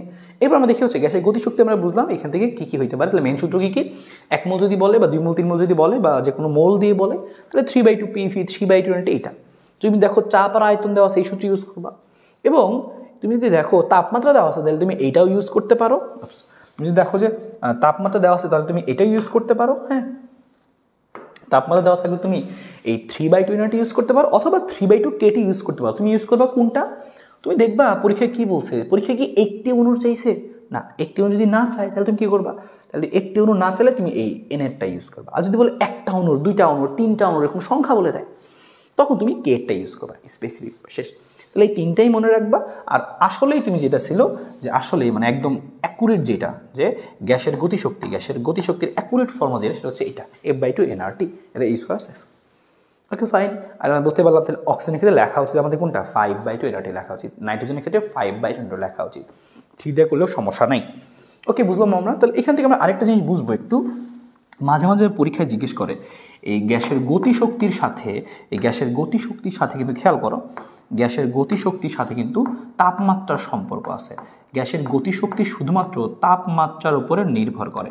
যদি তুমি গ্যাসের কোনো পাত্রে তাপমাত্রাটা বাড়াও, তাহলে অবশ্যই সেই গ্যাসের গতিশক্তি বাড়বে, বা ওই গ্যাসের যদি গতিশক্তি বাড়াই দাও, অবশ্যই পাত্রের তাপমাত্রা বাড়বে। হ্যাঁ, এটা নিয়ে সামনে আমাদের আলোচনা থাকবে, সামনে বলবো আমরা। এই কথাটা এখান থেকে মনে রাখো যে গ্যাসের গতিশক্তি তাপমাত্রার উপর নির্ভরশীল। কথাটা কেন বললাম, কারণ পরীক্ষায় সিকিউতে আসে, 2টা পাত্র দেওয়া থাকবে, তোমাকে বলবে বলো তো কার তাপমাত্রা বেশি কোন পাত্রে, তখন তুমি 2টা গ্যাসের গতিশক্তি বের করবা, দেখবা যার গতিশক্তি বেশি তার তাপমাত্রা বেশি। এই কথাটা মনে রাখবা, সিকিউতে এভাবে আসবে, আমি দেখাবো তোমাদেরকে, সমস্যা নেই। তার আগে যে আমরা একটু আগে বলছিলাম যে স্বাধীনতার মাত্রা, সেই স্বাধীনতার মাত্রা জিনিসটা কি, যে কোনো গতিশীল সিস্টেমের অবস্থানকে সম্পূর্ণভাবে প্রকাশ করতে আমরা যে কয়েকটা স্বাধীন রাশি ব্যবহার করব, সেটাই হচ্ছে স্বাধীনতার মাত্রা। তার মানে কাউকে যদি শুধুমাত্র এক রেখায় তুমি চলতে থাকে কেউ, তাহলে তার কি, তাকে প্রকাশ করতে শুধু এক্স এর মান লাগবে কত দূরে, তার মানে যদি এরকম হয় তাহলে সেক্ষেত্রে স্বাধীনতার মাত্রা কি হবে, 1। বা কারো যদি 2 তলে সে কেউ চলাচল করে, তাহলে তার সেক্ষেত্রে কি লাগবে, মানে 2টা রাশি ইউজ করা লাগবে তার অবস্থানটাকে প্রকাশ করতে, তাহলে তার মাত্রা হবে 2। হ্যাঁ, কেউ যদি হচ্ছে ত্রিমাত্রিকভাবে চলাফেরা করে, তাহলে কি তার 3টা রাশি লাগবে তাকে প্রকাশ করতে, XYZ, তার মানে তার স্বাধীনতার মাত্রা 3, এরকম জিনিসগুলো। এবং এই স্বাধীনতার মাত্রাগুলো আমরা লিখে রাখি, তাহলে আমাদের প্রয়োজন হবে যেহেতু। তাহলে আমরা লিখতেছি এখানে লিখবো হচ্ছে আমরা যে সেই গ্যাসের নাম আর কি, 1 পরমাণু, 2 পরমাণু, সেটা হচ্ছে এটা হচ্ছে গ্যাস লিখবো আমরা এখানে। আর এখানে লিখবো কি আমরা সেই F এর মানটা লিখবো। হ্যাঁ, এখানে লিখবো হচ্ছে F এর মানটা। একটু কিন্তু এই জিনিসটা লিখে দিচ্ছি, তারপরে আমি আরেকবার লিখে দিচ্ছি এই জিনিসটা তোমার সুবিধার জন্য। এবং তোমাকে যদি বলে 1 পরমাণু গ্যাস যদি বলে, একটু কিন্তু লিখছি আমরা সুন্দর করে, তারপর আমরা বক্স করে রাখতেছি যেন ভালো মনে থাকে। হ্যাঁ, তো 1 পরমাণু গ্যাসের ক্ষেত্রে 1 পরমাণু গ্যাস যেমন কি, 1 পরমাণু গ্যাস মানে হচ্ছে যেমন হচ্ছে এরকম আমাদের যে এই কথার কথা হচ্ছে হিলিয়াম, তারপর হচ্ছে কি নিয়ন, তারপর হচ্ছে আর্গন, জেনন, এরকম টাইপের যারা আছে তাদের ক্ষেত্রে আমরা বসাবো কত, এই এফ এর মানটা। তাদের ক্ষেত্রে আমরা এফ এর মানটা বসাবো হচ্ছে কত, 3। 1 পরমাণুকে ক্ষেত্রে হচ্ছে 3। ওকে, আর যদি 1 পরমাণু না হয় আমাদের হয় কি, যে দ্বি পরমাণু, তাহলে সেক্ষেত্রে বসাবো কত, 5। যদি বলে হচ্ছে বহু পরমাণু, তাহলে বসাবো কত, 6। আর যদি বলে আদর্শ গ্যাস সেক্ষেত্রেও বসাবো হচ্ছে আমরা কত 3, ঠিক আছে। আদর্শ গ্যাসের ক্ষেত্রেও 3 বসাই। এই কথাগুলো আমরা এখানে লিখে ফেলি যে যেমন কি কি এক পরমাণু ছিল, এটা কি ছিল আমাদের দ্বিপরমাণুক, হ্যাঁ দ্বিপরমাণুকের ক্ষেত্রে এটা বসাবো আমরা। তারপর হচ্ছে এটা ছিল বহু পরমাণুক আর কি, হ্যাঁ বহু পরমাণুক মানে বহু পারমাণবিক যেই গ্যাসগুলো আছে সেগুলো যাদের মধ্যে 2-এর বেশি পরমাণু আছে, এটা কার জন্য ছিল আদর্শ গ্যাসের জন্য ছিল আর কি, হ্যাঁ আদর্শ গ্যাসের জন্য। হ্যাঁ তাহলে এই জিনিসটুকু আশা করি মনে থাকবে। তাহলে অ্যাকুরেট তুমি যদি লিখতে চাও তখন তুমি এভাবে লিখবা। উদাহরণ করে লিখে রাখতে পারো দ্বিপরমাণুক মানে কারা, যেমন হচ্ছে ছিল হচ্ছে কার অক্সিজেন নাইট্রোজেন এরকম, হ্যাঁ বিশেষ স্পেশালি অক্সিজেন নাইট্রোজেন হাইড্রোজেন, হ্যাঁ এদের ক্ষেত্রে আমাদের 5 ইউজ করা উচিত, কিন্তু দেখবা বই খাতা সব জায়গায় যে 3 ইউজ করে রাখছে। তো তুমি 3 দিয়েও করতে পারো, কোনো আপত্তি নাই, এটা নিয়ে কোনো প্যারা হবে না আর কি। ওকে, আর বহু পরমাণুকের ক্ষেত্রে কি হবে যে হচ্ছে CO2 বা CH4 বা অ্যামোনিয়া ইত্যাদি এরকম যারা আছে তারা। আর একইভাবে আদর্শ গ্যাস তো উল্লেখ করে দিবে, আদর্শ গ্যাস তো কোনো উদাহরণ নাই, কারণ সব গ্যাসই আসলে কি বাস্তব গ্যাস। তো যাই হোক, এইটা আশা করি বুঝতে পারছি যে এরকম যদি পরীক্ষা আসে আমাদের পারা উচিত এইখান থেকে। এই জিনিসটুকু ছোটো করে একটু রিভিউ করলাম আমরা। আরেকটা জিনিস আছে শক্তির সমবিভাজন নীতি, যে আমরা যে যখন কোনো জানতে চাই যে কোনো গতিশীল কণার মোট শক্তি কত, কোনো গতিশীল কণার মোট শক্তি হচ্ছে, কোনো গতিশীল কণার মোট শক্তি হয় হচ্ছে এরকম, মোট শক্তি হয় হচ্ছে, মোট শক্তি E সমান সমান হচ্ছে এরকম যে F/2kT। কোনো গতিশীল কণার মধ্যে মোট শক্তি থাকবে হচ্ছে F/2kT। হ্যাঁ, এবার এখানে একটা জিনিস বলা হয়েছে যেটা তুমি খেয়াল করো, এখানে জিনিসটা বলা হয়েছে সেটা হচ্ছে যে শক্তির সমবিভাজন নীতি, শক্তিটা কীভাবে বিভাজিত হবে, যে তাপীয় সাম্যে অবস্থিত কোনো গতীয় সংস্থার ক্ষেত্রে মোট শক্তি কি হবে, সবগুলো স্বাধীনতা মাত্রা বরাবর সমানভাবে বিভাজিত হবে। মনে করো এখানে স্বাধীনতার মাত্রা হচ্ছে কয়টা, 3টা, হ্যাঁ এই যে এদিকে একটা এবং এদিকে, মানে স্বাধীনতার মাত্রা হচ্ছে 3। তাহলে মোট শক্তি তাহলে হবে কত, 3/2kT। তাহলে মোট শক্তি যদি হয় 3/2kT, যে মোট শক্তি যদি হয় 3/2kT, তাহলে এই প্রত্যেক ভাগে সমান ভাগে ভাগ হবে, সমানভাবে বণ্টিত হবে, এবং প্রত্যেক ভাগ পাবে কত করে সেটাও ফিক্সড, সেটা পাবে কত করে 1/2kT করে। ও পাবে কত 1/2kT, আর ও পাবে কত, ও পাবে 1/2kT। একইভাবে ও কত শক্তি পাবে, ও পাবে কত 1/2kT। তাহলে মোট শক্তি 3/2kT, তাহলে কি হবে 3টা স্বাধীনতার মাত্রা আমাদের সমান ভাগে ভাগ হয়ে গেল আর কি, হ্যাঁ এরকম আর কি।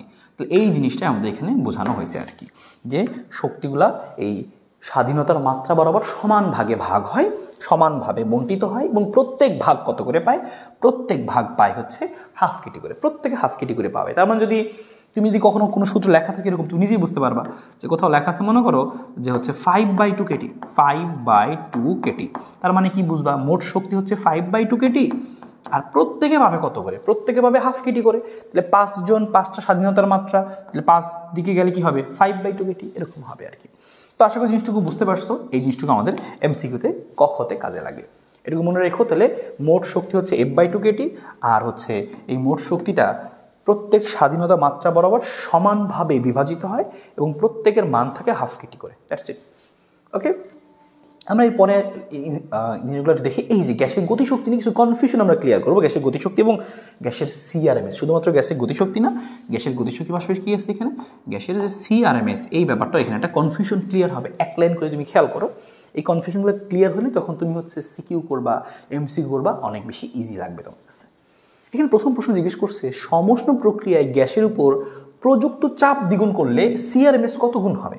আমরা কিন্তু বেসিকের মধ্যে আছে এখনো, যে সমস্ত প্রক্রিয়ায় গ্যাসের উপর চাপ দ্বিগুণ করলে CRMS কত গুণ হবে। এবার CRMS কত গুণ হবে তুমি বুঝবা কিভাবে, খেয়াল করো। অনেকের কাছে এরকম মনে হতে পারে যে আচ্ছা আমরা সূত্র শিখছিলাম CRMS সমান সমান √3PV/m, এই সূত্র শিখছিলাম আমরা। তো অনেকের কাছে মনে হবে এইটা যে আচ্ছা তাহলে তো CRMS এর সাথে এই যে P এর সম্পর্ক আছে, P এর সম্পর্ক কি বর্গমূলের সমানুপাতিক। এবার যেহেতু চাপ দ্বিগুণ করছে, চাপ দ্বিগুণ করলে আমার CRMS তাহলে হবে কত, CRMS তাহলে হবে কত √2, তাহলে 2 গুণ করছেন তো 2 বসলাম √2, তাহলে CRMS কত করবে √2। এইটা যদি আমরা করি তাহলে বুঝতেই পারতেছো যে কি হবে, ভুল হবে, এটা কিন্তু রাইট না। তোমাকে বলছে সমষ্ণ প্রক্রিয়ায় গ্যাসের চাপ দ্বিগুণ করলে CRMS কত গুণ হবে। মনে রাখবা যে এই দেখো সমষ্ণ বলছে, চাপ যদি দ্বিগুণ করো, আয়তন অর্ধেক হয়ে যাবে না। তুমি চাপ দ্বিগুণ করছো ভালো কথা, কিন্তু আয়তনের সাথে অর্ধেক হয়ে যাবে, কারণ সমষ্ণ প্রক্রিয়াতে চাপ দ্বিগুণ করলে আয়তন অর্ধেক হয়। চাপ আর আয়তন ব্যস্তানুপাতিক, ভি কিন্তু এখানে আছে। তো চাপ দ্বিগুণ করলে আয়তন অর্ধেক হয়ে জিনিসটা পিভি কনস্ট্যান্ট থাকবে। তাহলে আলটিমেটলি দেখা যাবে এই জিনিসটা এখানে দ্বিগুণ করলেও ভি অর্ধেক হয়ে কাটাকাটি চলে গেছে। তার মানে আলটিমেটলি কিছুই হবে না, চেঞ্জই হবে না। তার মানে আসল অ্যান্সার কী হবে? এটা আসল অ্যান্সার কী হবে? এটার মধ্যে আসল অ্যান্সার কী হবে? এটা আসল অ্যান্সার হবে হচ্ছে যে এই যে আমি এখানে লিখে দিচ্ছি জিনিসটাকে, আসলে অ্যান্সারটা কী হবে? তাহলে দ্বিগুণ হবে? নো, দ্বিগুণ হবে না। অ্যান্সারটা কী হবে? এটার অ্যান্সার হবে হচ্ছে যে অপরিবর্তিত থাকবে, কোনো চেঞ্জই হবে না। তুমি চাপ দ্বিগুণ করছো, সিআরএমএস কিছুই হবে না, সিআরএমএস অপরিবর্তিত থাকবে, অপরিবর্তিত থাকবে। কারণ এই একটু আগে তোমাকে বলছিলাম আমি যে এই সিআরএমএসটা নির্ভর করে কার উপরে? এই সিআরএমএসটা নির্ভর করে তাপমাত্রার উপরে। এই সিআরএমএসটা শুধুমাত্র নির্ভর করে কার উপরে? শুধুমাত্র তাপমাত্রার উপর নির্ভর করে, শুধুমাত্র তাপমাত্রা। সিআরএমএস শুধুমাত্র টি এর উপর নির্ভর করে, শুধুমাত্র এই সিআরএমএস টি এর উপরে নির্ভর করে। যদি কোনোভাবে তুমি অন্য কিছু চেঞ্জ করো আপত্তি নেই, তুমি মনে করো আয়তন চেঞ্জ করছো, তাপমাত্রাও চেঞ্জ হয়ে গেছে, তাহলে সমস্যা নেই, চেঞ্জ হবে সিআরএমএস। মেইনলি তাপমাত্রার উপর নির্ভর করে। এবার তাপমাত্রা তুমি যেমনি চেঞ্জ করো সমস্যা নেই, ঠিক আছে? তার মানে এই তাপমাত্রার উপর কিন্তু স্পেশালি নির্ভরশীল, এই কথাটুকু মনে রাখতে হবে তোমাকে। হ্যাঁ, স্পেশালি এই তাপমাত্রার উপর নির্ভরশীল, এইটা তোমাকে মনে রাখতে হবে। তুমি অন্য কিছু দ্বিগুণ তিনগুণ করো, যদি তাপমাত্রা কোনো চেঞ্জ না আসে তাতে, তাহলে চেঞ্জ হবে না। যেমন এখানে সমষ্ণ বলছিল তাপমাত্রা তো স্থির, আমি আগেই বুঝছি। সমষ্ণ বলছে মানে কি? যে তাপমাত্রা স্থির। তাহলে টি যেহেতু স্থির, তার মানে সিআরএমএসও কি হবে? স্থির হবে। টি স্থির মানে কি? সিআরএমএসও স্থির হবে, সহজ বাংলা কথা। তার মানে চেঞ্জ হবে না, এটা কিন্তু হয়েছে, দেখছো? ওকে, বুঝলাম আমরা এই কনসেপ্টটা। পরেরটা দেখি আমরা, পরেরটা কি বলছে? বলছে সমচাপ। এবার কি বলছে? সমচাপে আয়তন দ্বিগুণ করলে সিআরএমএস কতগুণ হবে? এবার তোমার কাছে মনে হতে পারে ও আচ্ছা, তাপমাত্রার উপর নির্ভরশীল, তাপমাত্রা তো চেঞ্জ করে নাই, তার মানে চেঞ্জ হবে না। নো, সমচাপে আয়তন দ্বিগুণ করছে। সমচাপ মানে কি? সমচাপ মানে হচ্ছে চাপ স্থির, আয়তনের সাথে তাপমাত্রার সম্পর্ক কি? সমানুপাতিক। সমচাপের ক্ষেত্রে আমরা জানি কি? আয়তন আর তাপমাত্রা সমানুপাতিক। তেমন তুমি যদি আয়তন দ্বিগুণ করো, আয়তন দ্বিগুণ করা মানে কি? তাপমাত্রা দ্বিগুণ হওয়া। আর তাপমাত্রা চেঞ্জ হয়েছে তার মানে কি? সিআরএমএসও চেঞ্জ হবে। তখন তুমি লিখবা কি? আচ্ছা, তাপমাত্রা দ্বিগুণ হয়েছে তার মানে হচ্ছে আমরা জানতাম সিআরএমএস এর সাথে তাপমাত্রার সম্পর্ক এরকম √। তাহলে আমি তাপমাত্রা তো দ্বিগুণ হয়ে গেছে আয়তন দ্বিগুণ করার কারণে, তার মানে সিআরএমএস কত গুণ হবে? √2 হবে। এইটাই কিন্তু এখানকার অ্যান্সার। আশা করি বুঝতে পারছো। এই জিনিসগুলো কিন্তু আমাদের একটু কনসেপচুয়াল জিনিস, এই জিনিসগুলো খেয়াল করলে সিকিউ এবং এমসিকিউতে আমাদের ভুল হওয়ার সম্ভাবনা অনেক অনেক কমে যাবে, অনেক কমে যাবে। আশা করি জিনিসটা ক্লিয়ার। তার মানে এই যে কথাই বলছি, সিআরএমএস শুধুমাত্র তাপমাত্রার উপর নির্ভরশীল। তাপমাত্রা চেঞ্জ হয়েছে তার মানে সিআরএমএসও চেঞ্জ হবে। আয়তন দ্বিগুণ করছে ভালো কথা, কিন্তু তাপমাত্রা তো দ্বিগুণ হয়ে গেছে সেই কারণে। আশা করি বুঝতে পারছো। এবং এটা শুধুমাত্র সিআরএমএস এর জন্য সত্যি না, এটা কার জন্য সত্যি? গ্যাসের গতি শক্তির জন্য সত্যি। যেমন সেম প্রশ্ন রাখছে এখানে, সমচাপে গ্যাসের উপরে চাপ দ্বিগুণ করছো, ইকে কত গুণ হবে? সমচাপে গ্যাসের উপর চাপ দ্বিগুণ করছো, তাহলে তুমি খেয়াল করো, গ্যাসের উপর চাপ দ্বিগুণ করছো, তাহলে এই যে এই জিনিসটা বললাম যে তাপমাত্রার উপর নির্ভরশীল, তাহলে তুমি সূত্র জানতা কি? ইকে সমান সমান 3/2 PV। এইখানে অনেকের মনে হইতে পারে আরে ভাই আমি তো চাপ দ্বিগুণ করছি, তাহলে দেখা যাচ্ছে ইকের সাথে কি? ইকের সাথে চাপের সম্পর্ক সমানুপাতিক। হ্যাঁ, সমানুপাতিক। কিন্তু এটা কি বলছে? কোন প্রক্রিয়ায়? সমচাপে। সমচাপে, হ্যাঁ, গ্যাসের উপর সমচাপে, সরি সমচাপে বলে চাপ হবে না, আয়তন হবে, কারণ সমচাপ তো রাখছি আমি। তাহলে এই কথা আসলে চাপ হবে না, এই কথা আসলে এখানে এই কথা আসলে আয়তন হবে। হ্যাঁ, সমচাপে আয়তন দ্বিগুণ করছে, তো আমি যে লিখে দিচ্ছি এখানে, এই জায়গাটার মধ্যে, এই যে মধ্যে কথাটা আসলে কি হবে না? চাপ হবে না, এই কথাটা হচ্ছে আয়তন হবে। হ্যাঁ, তাই লিখে দিচ্ছি আমি জায়গায় সমচাপে গ্যাসের উপর, এই যে গ্যাসের উপর আয়তন দ্বিগুণ, প্রযুক্ত আয়তন, গ্যাসের উপর প্রযুক্ত বিষয় দিচ্ছি আমি, গ্যাসের আয়তন যদি দ্বিগুণ করি আমরা, তাহলে খেয়াল করো, লিখতেছি আমি কথাটা ক্লিয়ার। গ্যাসের কি বলছি? সমচাপে গ্যাসের ওপর আয়তন দ্বিগুণ করলে, আয়তন দ্বিগুণ করলে, আয়তন কথা লিখে দিচ্ছি যে আয়তন দ্বিগুণ করলে, আয়তন দ্বিগুণ করলে, কারণ চাপ তো সমচাপ এখানে উল্লেখ করছে, তার মানে আয়তন দ্বিগুণ। এবার তুমি খেয়াল করতেছো যে হচ্ছে এই ইকের সাথে ভি এর সম্পর্ক তো সমানুপাতিক। তোমার কাছে মনে হচ্ছে আচ্ছা সমানুপাতিক, তার মানে দ্বিগুণ হবে। এইটা দিয়ে তুমি বলতে পারবা না দ্বিগুণ হবে কি হবে, তোমাকে বলতে হবে কি দিয়ে? তাপমাত্রা দিয়ে, তাপমাত্রা দিয়ে। তাহলে আমরা কি বলবো? তুমি তো আবার জানো, একটু আগে তুমি পড়ছো যে আচ্ছা আয়তন দ্বিগুণ করছি, আয়তন দ্বিগুণ করলে তো তাপমাত্রা দ্বিগুণ হয়, আর তাপমাত্রা যেহেতু দ্বিগুণ হয়, দেখো এই কথা কিন্তু লিখছিলাম আমরা, তাপমাত্রার সাথে গতিশক্তি সমানুপাতিক। তাপমাত্রা দ্বিগুণ হয়েছে তার মানে কি? তাপমাত্রা দ্বিগুণ হয়েছে, তাপমাত্রা দ্বিগুণ হওয়া মানে হচ্ছে গতিশক্তিও দ্বিগুণ হবে। তাহলে তুমি লিখবা কি? যে আমরা যেহেতু জানি ইকের সাথে এইটা বিশেষ করে সম্পর্ক, তাপমাত্রা দ্বিগুণ করছে তার মানে কি গতিশক্তিও দ্বিগুণ হবে, তাহলে এটার অ্যান্সার হবে কি দ্বিগুণ হবে। তো মেইন জিনিস হচ্ছে এটা, মেইন জিনিস হচ্ছে তোমার হচ্ছে এটা হচ্ছে মেইন জিনিস, যে এটাও তাপমাত্রার উপর নির্ভর করে, এটাও তাপমাত্রার উপর নির্ভর করে, ঠিক আছে। তো ইকের সাথে ভি ডিরেক্ট সমানুপাতিক না, দেখে মনে হচ্ছে ভি সমানুপাতিক, কিন্তু আসল জিনিসটা হচ্ছে কি, আসল জিনিসটা হচ্ছে, আসল সূত্র দিয়ে মনে রাখবা, ইকের সমান কি 3/2 nRT, তার মানে আসল ফর্মুলা হচ্ছে ইকের সাথে টি সমানুপাতিক। এবার যদি তুমি এমন কিছু করো যে টি চেঞ্জ হয়েছে, তার মানে গতিশক্তিও চেঞ্জ হবে, সহজ বাংলা। সেম জিনিস দেখো আরেকটা আছে, সমষ্ণ প্রক্রিয়া গ্যাসের উপর। সমষ্ণ তার মানে কি, আগেই তুমি থামে যাবা, সমষ্ণ মানে তাপমাত্রা স্থির, তাপমাত্রা স্থির মানে কি, তাপমাত্রা স্থির মানে কি গতিশক্তি স্থির, টি স্থির, আর টি এর সাথে গতিশক্তি নির্ভর করে, টি স্থির তার মানে কি হবে, ইকেও স্থির হবে, ইকেও পরিবর্তন হবে না, ইকেও পরিবর্তন হবে না, ঠিক আছে। আশা করি এইটুকু তুমি মনে রাখতে পারবা, এটার অ্যান্সার হচ্ছে এটা, ঠিক আছে। তো এই জিনিসগুলো কনসেপ্টগুলো যদি ক্লিয়ার থাকে, তুমি সামনে অঙ্ক করতে গিয়ে দেখবা যে অনেক হেল্প পাবা। আশা করি এতটুকু জিনিস সুন্দর মতো ক্লিয়ার হয়েছে। তো আমরা গ্যাসের গতিশক্তিগুলো বুঝে ফেললাম। এবার এই যে এই কথাটা এতটুকু সামারি কি, যে গ্যাসের গতিশক্তি এবং সিআরএমএস শুধুমাত্র টি এর উপর নির্ভরশীল। টি যদি চেঞ্জ হয়, গতিশক্তিও চেঞ্জ হবে, সিআরএমএসও চেঞ্জ হবে। যদি অন্য কিছু চেঞ্জ করো যার কারণে টি চেঞ্জ হয়েছে, তার মানে গতিশক্তিও চেঞ্জ হবে, সিআরএমএসও চেঞ্জ হবে। এতটুকু কথা আশা করি মনে রাখতে পারবা। ওকে, এবার চলো আমরা এখান থেকে দেখি হচ্ছে যে আরও বেশ কয়েকটা কনসেপ্ট বাকি আছে, তারপর কিন্তু আমরা ওই পার্টের সিকিউগুলো দেখবো। ওকে, প্রত্যেকটা জিনিস ধরে ধরে দেখাচ্ছি যেন কোনোভাবে কোনোটা তোমার মিস না যায়, কোনো কনসেপ্ট তুমি যেন অঙ্ক পারো এবং হচ্ছে সিকিউগুলো সব কিছু বুঝতে পারো, কম সময়ের মধ্যেই পারো। গড় মুক্তবাদ জিনিসটা কি, গড় মুক্ত জিনিসটা যদি আমি বুঝি, বা মুক্তবাদ জিনিসটা একটু বুঝি, মনে করো এখানে এখানে গ্যাসের যে অণুগুলো, তাহলে এখানে একটা গ্যাসের অণু আছে, এখানে একটা গ্যাসের অণু আছে, এখানে একটা গ্যাসের অণু আছে, এখানে একটা গ্যাসের অণু আছে, বা হচ্ছে তাহলে এইখানে একটা গ্যাসের অণু আছে। তো ঘটনা কি ঘটছে, যে এই গ্যাসের অণুগুলা বা গ্যাসগুলা, মনে করো এই যে ও কি করছে, খেয়াল করো, আমি এইটা দিয়ে তোমাকে বোঝাই এখান থেকে। হ্যাঁ, কথার কথা এরকম, এই যে এই অণুটা এইখানে আসছে, এই অণুটা এখানে এসে ধাক্কা মারছে, তারপরে আবার কি হয়েছে, যে তারপর হচ্ছে কি হয়েছে, মনে করো এই অণুটা এখানে এসে ধাক্কা মারছে, এইটা এখানে ধাক্কা মারছে, তারপর আবার কি হয়েছে, মনে করো এই অন্য অণুগুলা মনে করো এরকম ঘটনা ঘটছে আর কি। হ্যাঁ, কথা মনে করো যে এরকম হয়েছে আর কি, যে এরকম এই অণুটা মনে করো এখানে এসে ধাক্কা মারছে, তারপরে মনে করো যে কথার কথা এরকম ঘটনা ঘটছে যে এই অণুটা এখানে এসে ধাক্কা মারছে।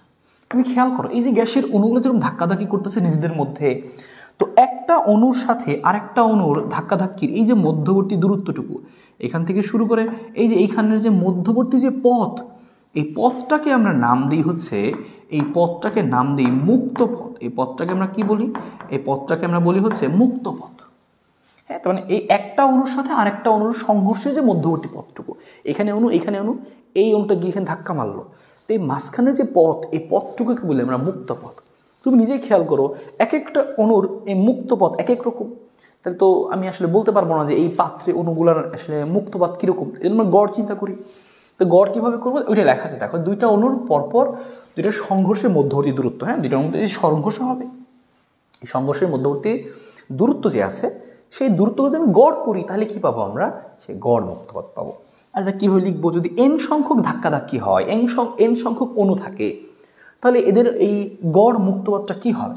যদি এটা হয় L1, L2, L3, L4, তাহলে সেক্ষেত্রে কী লিখবো, আমরা এরকম লিখবো যে গড় মুক্তপথ, তাহলে আমি এটার বাংলা কি লিখবো, গড় মুক্তপথ লিখবো হচ্ছে আমরা উপরে কি, উপরে লিখবো হচ্ছে এই যে অণুগুলোর কি মুক্ত পথের সমষ্টি, এই কতগুলো ধাক্কাধাক্কি করলো N1, N2, মানে L1, L2, L3 সবগুলো যোগ করে ভাগ দিয়ে দিব মোট দিয়ে, এটা তো গড়। তাহলে কি লিখবো, মুক্ত পথের সমষ্টি। তাহলে উপরে কি হবে, অণুগুলোর মুক্ত পথের সমষ্টি। হ্যাঁ, মুক্ত পথের সমষ্টি। আর নিচে কি আসবে, নিচে আসবে হচ্ছে এই অণুগুলোর মোট সংখ্যা, অণুর সংখ্যা। নিচে আসবে কি, নিচে আসবে হচ্ছে অণুর সংখ্যা। অণুর সংখ্যা না বলে আমরা আরেকটা জিনিস বলতে পারি, সেটা হচ্ছে এটা না বলে আমরা বলতে পারি কি অবলিক দিলাম, অবলিক। হ্যাঁ, এটা অবলিক, ভাগ না, এটা হচ্ছে অবলিক। অথবা অণুর সংখ্যা না বলে আমরা কি বলতে পারি, আমরা বলতে পারি হচ্ছে যে হচ্ছে সংঘর্ষ সংখ্যা, মানে এরা কতগুলো ধাক্কাধাক্কি করলো সেইটা। এই কথাটা মনে রাখো, সংঘর্ষ সংখ্যা, এই কথাটা স্পেশালি এটা দিয়ে আমাদের অঙ্ক আসবে পরীক্ষায়। হ্যাঁ, সংঘর্ষ সংখ্যা। তাহলে উপরে মোট মুক্ত পথ, আর নিচে কি হবে, অণুর সংখ্যা বা মোট সংঘর্ষ সংখ্যা। ভালো কথা। তো এই জিনিসটাকে এই জন্য আমরা প্রকাশ করি এইভাবে, এই জিনিসটা মাঝে মাঝে এই গড় মুক্তপথকে প্রকাশ করা হয় হচ্ছে ল্যামডা দ্বারা, ল্যামডা। আর এই মুক্ত পথের সমষ্টি মানে ওই মোট মুক্ত পথকে প্রকাশ করবো কি দিয়ে, এস দ্বারা, দূরত্ব। আর অনুর সংখ্যা বা হচ্ছে সংঘর্ষ সংখ্যাকে প্রকাশ করি আমরা এন দ্বারা। তার মানে এটা কিন্তু আমাদের এখান থেকে ফর্মুলা হইতে পারে। হ্যাঁ, এখান থেকে আমাদের এটা ফর্মুলা হইতে পারে। তাহলে ল্যামডা সমান সমান কি লিখবো আমরা, ল্যামডা সমান সমান লিখবো হচ্ছে এস বাই এন। এটা একটু মনে রাখো, ল্যামডা মানে হচ্ছে আমাদের মুক্তপথ, গড় মুক্তপথ, আর এস মানে কি, এস মানে সেই মুক্তপথের মোট সমষ্টি, মোট মুক্তপথ L1 L2 L3 সেগুলা। আর এন মানে হচ্ছে কি সংঘর্ষ সংখ্যা বা অনুর সংখ্যা। এবার তুমি বুঝতেই পারতেছো এভাবে বের করা তো টাফ, যে তুমি প্রত্যেকটা অণুর এরকম হিসাব করবা, একটা অণু আরেকটা অণুকে কত দূরে ধাক্কামূলক যোগ করবা, টাফ। এই জন্য কিন্তু আমরা ফর্মুলা ইউজ করি, সেই ফর্মুলাগুলো আমরা এইখানে লিখে ফেলে আসো। এখানে আমরা 3 জনের ফর্মুলা পাবো, স্পেশালি 3টা বিজ্ঞানী, 3 জন আসলে এটা নিয়ে কাজ করছে, ফর্মুলা দিছে। আমরা সেই ফর্মুলাগুলো আমরা এইখানে সুন্দর করে লিখে ফেলতেছি। হ্যাঁ, দেখো আমি এইখানে লিখতেছি এবং এটা জরুরি, এই ফর্মুলাগুলো মনে রাখা জরুরি। তো প্রথমে লিখতেছি আমরা হচ্ছে, প্রথমে আসছে এটা নিয়ে কাজ করতে হচ্ছে ক্লসিয়াস। হ্যাঁ, ক্লসিয়াস, এটা বলে ক্লসিয়াসের গড় মুক্তপথ। যখন ক্লসিয়াসের সূত্র লিখি আমরা, তো এটা ক্লসিয়াসের গড় মুক্তপথ। ক্লসিয়াসের গড় মুক্তপথ যদি আমি বের করি, হ্যাঁ, তাহলে সেক্ষেত্রে কি হবে খেয়াল করো। ক্লসিয়াস যদি আমি নিই, ক্লসিয়াসের ক্ষেত্রে কি করবো আমরা, খেয়াল করো। ক্লসিয়াসের ক্ষেত্রে আমি এক মিনিট চেঞ্জ করে নিচ্ছি একটু। ক্লসিয়াসের যে ফর্মুলাটা সেটা আমরা নেব কিভাবে, হ্যাঁ, ক্লসিয়াসটা হচ্ছে এরকম। হ্যাঁ, ক্লসিয়াসেরটা হচ্ছে আমরা লিখি এইভাবে। আমি সূত্রগুলো সবাই এখানে লিখতেছি যে ক্লসিয়াসের গড় মুক্তপথ, এই বক্সটাই তোমার খালি মনে রাখতে হবে এখান থেকে সূত্রের মধ্যে। তো ক্লসিয়াস যদি বলে, ক্লসিয়াসের ক্ষেত্রে লিখি আমরা এভাবে, ল্যামডা সি, ক্লসিয়াস সি দিয়ে লিখি। এটা সূত্র হচ্ছে এরকম যে 1/n pi sigma square, 1/n pi sigma square. পরিচয়গুলো বলবো, কোনটা মানে কি সবগুলো পরিচয় বলবো। ক্লসিয়াস না বলে যদি আমরা বলি হচ্ছে, বলি ম্যাক্সওয়েল। ক্লসিয়াস ফার্স্ট এটা দিয়েছিল 1/n পাই সিগমা স্কোয়ার, পরবর্তীতে দেখা গেলো এটার মধ্যে একটু কারেকশন নিয়ে আসছে, ম্যাক্সওয়েল একটু সংশোধন করছিল। তো ম্যাক্সওয়েল এসে বললো না, জিনিসটা আসলে এক্স্যাক্ট এরকম হবে না, জিনিসটা এরকম হলে ভালো হয়, মানে অ্যাকুরেট হয় আরও। তো ম্যাক্সওয়েল কি বললো, তো ম্যাক্সওয়েল বললো হচ্ছে যে ল্যামডা এম দিয়ে লিখি আমরা। তো ম্যাক্সওয়েলটা হচ্ছে এরকম যে 1/√2 n পাই সিগমা স্কোয়ার। তো কোনটা পরিচয় সেটা আমরা বুঝবো। এর পরবর্তীতে আরেকজনও আসছে, সে হচ্ছে বোলসম্যান। হ্যাঁ, বোলসম্যান। তো বোলসম্যানও আসলো, তো বোলসম্যান এসে বললো যে সূত্রটা এরকম হবে, ওই যে সেই বোলসম্যান কনস্ট্যান্ট মনে আছে। তো সেই বোলসম্যান এসে বললো যে এই সূত্রটা হবে হচ্ছে এরকম, ল্যামডা বি লিখতেছি আমরা, ল্যামডা বি হবে হচ্ছে এরকম যে 3/4n পাই সিগমা স্কোয়ার। তার মানে সূত্র, 3টা সূত্র আমাদের আছে আমাদের হাতে, যে গড় মুক্তপথ যদি বের করতে বলে তাহলে হবে এটা, হয় এটা, এই 3টা। তো 3টা সূত্র আছে। তো ভাই পরীক্ষায় কোনটা লিখবো আমি? পরীক্ষা যদি নাম উল্লেখ করে না বলে যে গড় মুক্তপথ বাইরে করে খালি তাই বলে, তাহলে তুমি যে কোনো একটা ইউজ করতে পারবা, কোনো সমস্যা নাই। তবে ম্যাক্সওয়েল ইউজ করা ভালো, অথবা তুমি নাম উল্লেখ করে দিবা যে ক্লসিয়াসের গড় মুক্তপথ, ম্যাক্সওয়েলের গড় মুক্ত, নাম উল্লেখ করে সূত্রটা তুমি লিখবা, আর কোনো প্যারা নাই। আর যদি পরীক্ষা বলে যে হ্যাঁ ম্যাক্সওয়েলের সাহায্যে বের করো, ম্যাক্সওয়েলের গড় মুক্তপথ, ক্লসিয়াসের গড় মুক্তপথ, তখন ক্লসিয়াস দিয়ে করতে পারো, এরকম। ঠিক আছে, নাম উল্লেখ করলে সেটা, নাম না উল্লেখ করলে যে কোনোটাই তুমি নিতে পারো, যারটা নেবা তার নামটা উল্লেখ করে তুমি সূত্রটা লিখবা, কোনো সমস্যা নেই। এইটা একটা জিনিস গেল। এরপরে ইম্পর্টেন্ট একটা জিনিস এমসিকিউ এর জন্য অনেক বেশি ইম্পর্টেন্ট, সেটা হচ্ছে এই শখটা। এখন যে শখটা এখানে করব সেটা অনেক বেশি ইম্পর্টেন্ট। সেটা কি খেয়াল করো, এই যে গড় মুক্তপথটা কার কার উপর নির্ভরশীল, পরীক্ষা অনেক বেশি আসে এই প্রশ্নটা, গড় মুক্তপথটা কার কার উপরে নির্ভরশীল, অনেক বেশি আমাদের পরীক্ষায় আসে। এটা ল্যামডা লিখতেছি আমরা, গড় মুক্তপথ, এটা নির্ভরশীল। দেখো এন এর সাথে নির্ভরশীল না, এই যে এন মানেটা কি, পরিচয়গুলো একটু বলি। এখানকার এন মানে হচ্ছে একক আয়তনে অণুর সংখ্যা, এটা একটা অঙ্কও কিন্তু আমরা করব। এন এর পরিচয়টা ভালো করে মনে রাখো। এন মানে কি, একক আয়তনে অণুর সংখ্যা, একক আয়তনে কতগুলো অণু আছে সেইটা, একক আয়তনে অণুর সংখ্যা। সহজ বাংলা কথা মনে রাখো, একক আয়তনে কতটুকু অণু আছে, কতগুলো অণু আছে। পাই মানে তো পাই, সিগমা খালি নতুন একটা জিনিস। এই সিগমা মানে হচ্ছে অণুর ব্যাস। মাঝে মাঝে পরীক্ষায় আমাদের ব্যাসার্ধ দেওয়া থাকবে, আমাদের উল্টা ব্যাসটাকে বের করে নিতে হবে। মনে রাখবা সিগমা মানে অণুর ব্যাস, পুরো ব্যাস। ভালো, তো দেখতেই পাচ্ছ এই সিগমার সাথে এন এর সম্পর্ক কি, এই ল্যামডার সাথে এন এর সম্পর্ক কি, ব্যস্তানুপাতিক, তাহলে 1/n হবে। তারপর তুমি আরো জিনিস খেয়াল করো, ল্যামডার সাথে সিগমার সম্পর্ক কি, এই ল্যামডার সাথে সিগমা স্কোয়ারের সম্পর্ক হচ্ছে কি, ব্যস্তানুপাতিক, যে ল্যামডা 1/σ² সমানুপাতিক চিহ্ন দিয়ে। তাছাড়াও আরও বেশ কয়েকটা আছে, যেমন এগুলো খুব ইম্পর্টেন্ট, যেমন ল্যামডার সাথে টি এর সম্পর্ক। এই ল্যামডার সাথে টি হচ্ছে সমানুপাতিক, তাপমাত্রা বাড়লে ল্যামডা বাড়ে। তারপরে এই ল্যামডার সাথে পি হচ্ছে ব্যস্তানুপাতিক, চাপ হচ্ছে ব্যস্তানুপাতিক, ঠিক আছে? তাহলে চাপ হচ্ছে ব্যস্তানুপাতিক 1/1/p। তাছাড়াও এই ল্যামডার সাথে এই চাপ যেরকম সম্পর্ক হয় আর ঘনত্বও সেরকম সম্পর্ক হয়। ল্যামডার সাথে এই ঘনত্বও কি, এই ঘনত্বও হচ্ছে ব্যস্তানুপাতিক। ল্যামডার সাথে ঘনত্ব হচ্ছে কি ব্যস্তানুপাতিক, ঠিক আছে? ল্যামডার সাথে এই ঘনত্ব হচ্ছে কি, ঘনত্ব হচ্ছে ব্যস্তানুপাতিক। আমি লিখতেছি এখানে যে এসেছে ঘনত্ব আমাদের, হ্যাঁ এটা হচ্ছে আমাদের ঘনত্ব, ঠিক আছে? তো ল্যামডার সাথে পি ব্যস্তানুপাতিক, ঘনত্ব ব্যস্তানুপাতিক, টি সমানুপাতিক, 1/n হয় 1/σ² হয়। এই জিনিসটা খুবই ইম্পর্টেন্ট এমসিকিউ এর জন্য, এই জিনিসটা খুবই ইম্পর্টেন্ট, এই জিনিসটা খুবই ইম্পর্টেন্ট এমসিকিউ এর জন্য, এই জিনিসটা খুবই ইম্পর্টেন্ট এমসিকিউ এর জন্য। তো আশা করি বুঝতে পারছো এখানকার কথাগুলো, কোনটা মানে কি কোনটা মানে কি আশা করি বোঝা গেছে। গড় মুক্তপথ মানে কি, যে অণুগুলোর মধ্যে যে দুটো সংঘর্ষের মধ্যবর্তী যে পথ সেটা হচ্ছে মুক্তপথ। মুক্তপথ ভিন্ন রকম হয়, এই জন্য আমরা গড় করি, সবগুলোকে যোগ করে মোট সংঘর্ষ দিয়ে বা মোট অণু দিয়ে ভাগ করি S/n, অথবা ক্লসিয়াস ম্যাক্সওয়েল বোলসম্যানের ক্ষেত্রে এরকম হয়। মাঝে মাঝে এমসিকিউতে আসে ক্লসিয়াস ম্যাক্সওয়েল ও বোলসম্যানের গড় মুক্তপথের অনুপাত কত, সেই অনুপাতটা আমরা চাইলে বের করতে পারবো ভাগ করে, এমসিকিউর মধ্যে সেগুলো আমরা দেখবো নি, কোনো সমস্যা নাই, ঠিক আছে? এবার আমরা সামনে আগাই, আরেকটা জিনিস যেটা সিকিউ এর জন্য লাগবে সেটা খেয়াল করো, যে একক সময়ে সংঘর্ষ সংখ্যা, যে একক সময়ে কতগুলো সংঘর্ষ হচ্ছে সেটা।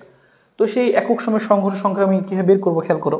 আমরা এখানে কি দেখছিলাম, আমরা এখানে দেখছিলাম হচ্ছে যে ল্যামডা, এই ল্যামডা সমান সমান কি ছিল আমাদের, ল্যামডা সমান সমান ছিল আমাদের এরকম এস ডিভাইডেড বাই কি এন, এন মানে ছিল সংঘর্ষ সংখ্যা। এবার বলছে একক সময়ে সংঘর্ষ সংখ্যা, তাহলে আমি নিয়ে আসি জিনিসটা, আমি একটু সূত্রের মধ্যে নিয়ে আসলে এস কে ভাগ করে দিচ্ছি আমি টি দিয়ে, আবার এন কেও ভাগ করতেছি টি দিয়ে, তাহলে তো কোনো আপত্তি নেই, কারণ দুই জায়গায় আমি টি দিয়ে ভাগ করছি। এবার ওই এস/টি মানে কি বেগ না, এস/টি মানে তো আসলে বেগ, এস/টি মানে তো আসলে আমাদের আসলে বেগ, তাই না? এই এস/টি সমান কি খেয়াল করো, এই এস/টি সমান যে বেগ, কি ছিল, এত দূরত্বকে সময় ভাগ করলে বেগ আসবে, তো কোন বেগ? এই বেগটা হয় হচ্ছে সেই CRMS বেগ, কারণ গ্যাসের বেগ মানে কি CRMS বলে আসলাম একটু আগে তোমাকে। আর এখানে কি দেখো একক সময়, এখানে আমরা কি করছি, এখানে আমরা এন এর মানটা মনে মনে 1 বসাইছি, কারণ কি এখানে কি বলছে তোমাকে একক সময় সংঘর্ষের সংখ্যা, তার মানে কি টি এর মানটা তুমি কত লিখবা, টি এর মানটা তুমি লিখবা 1।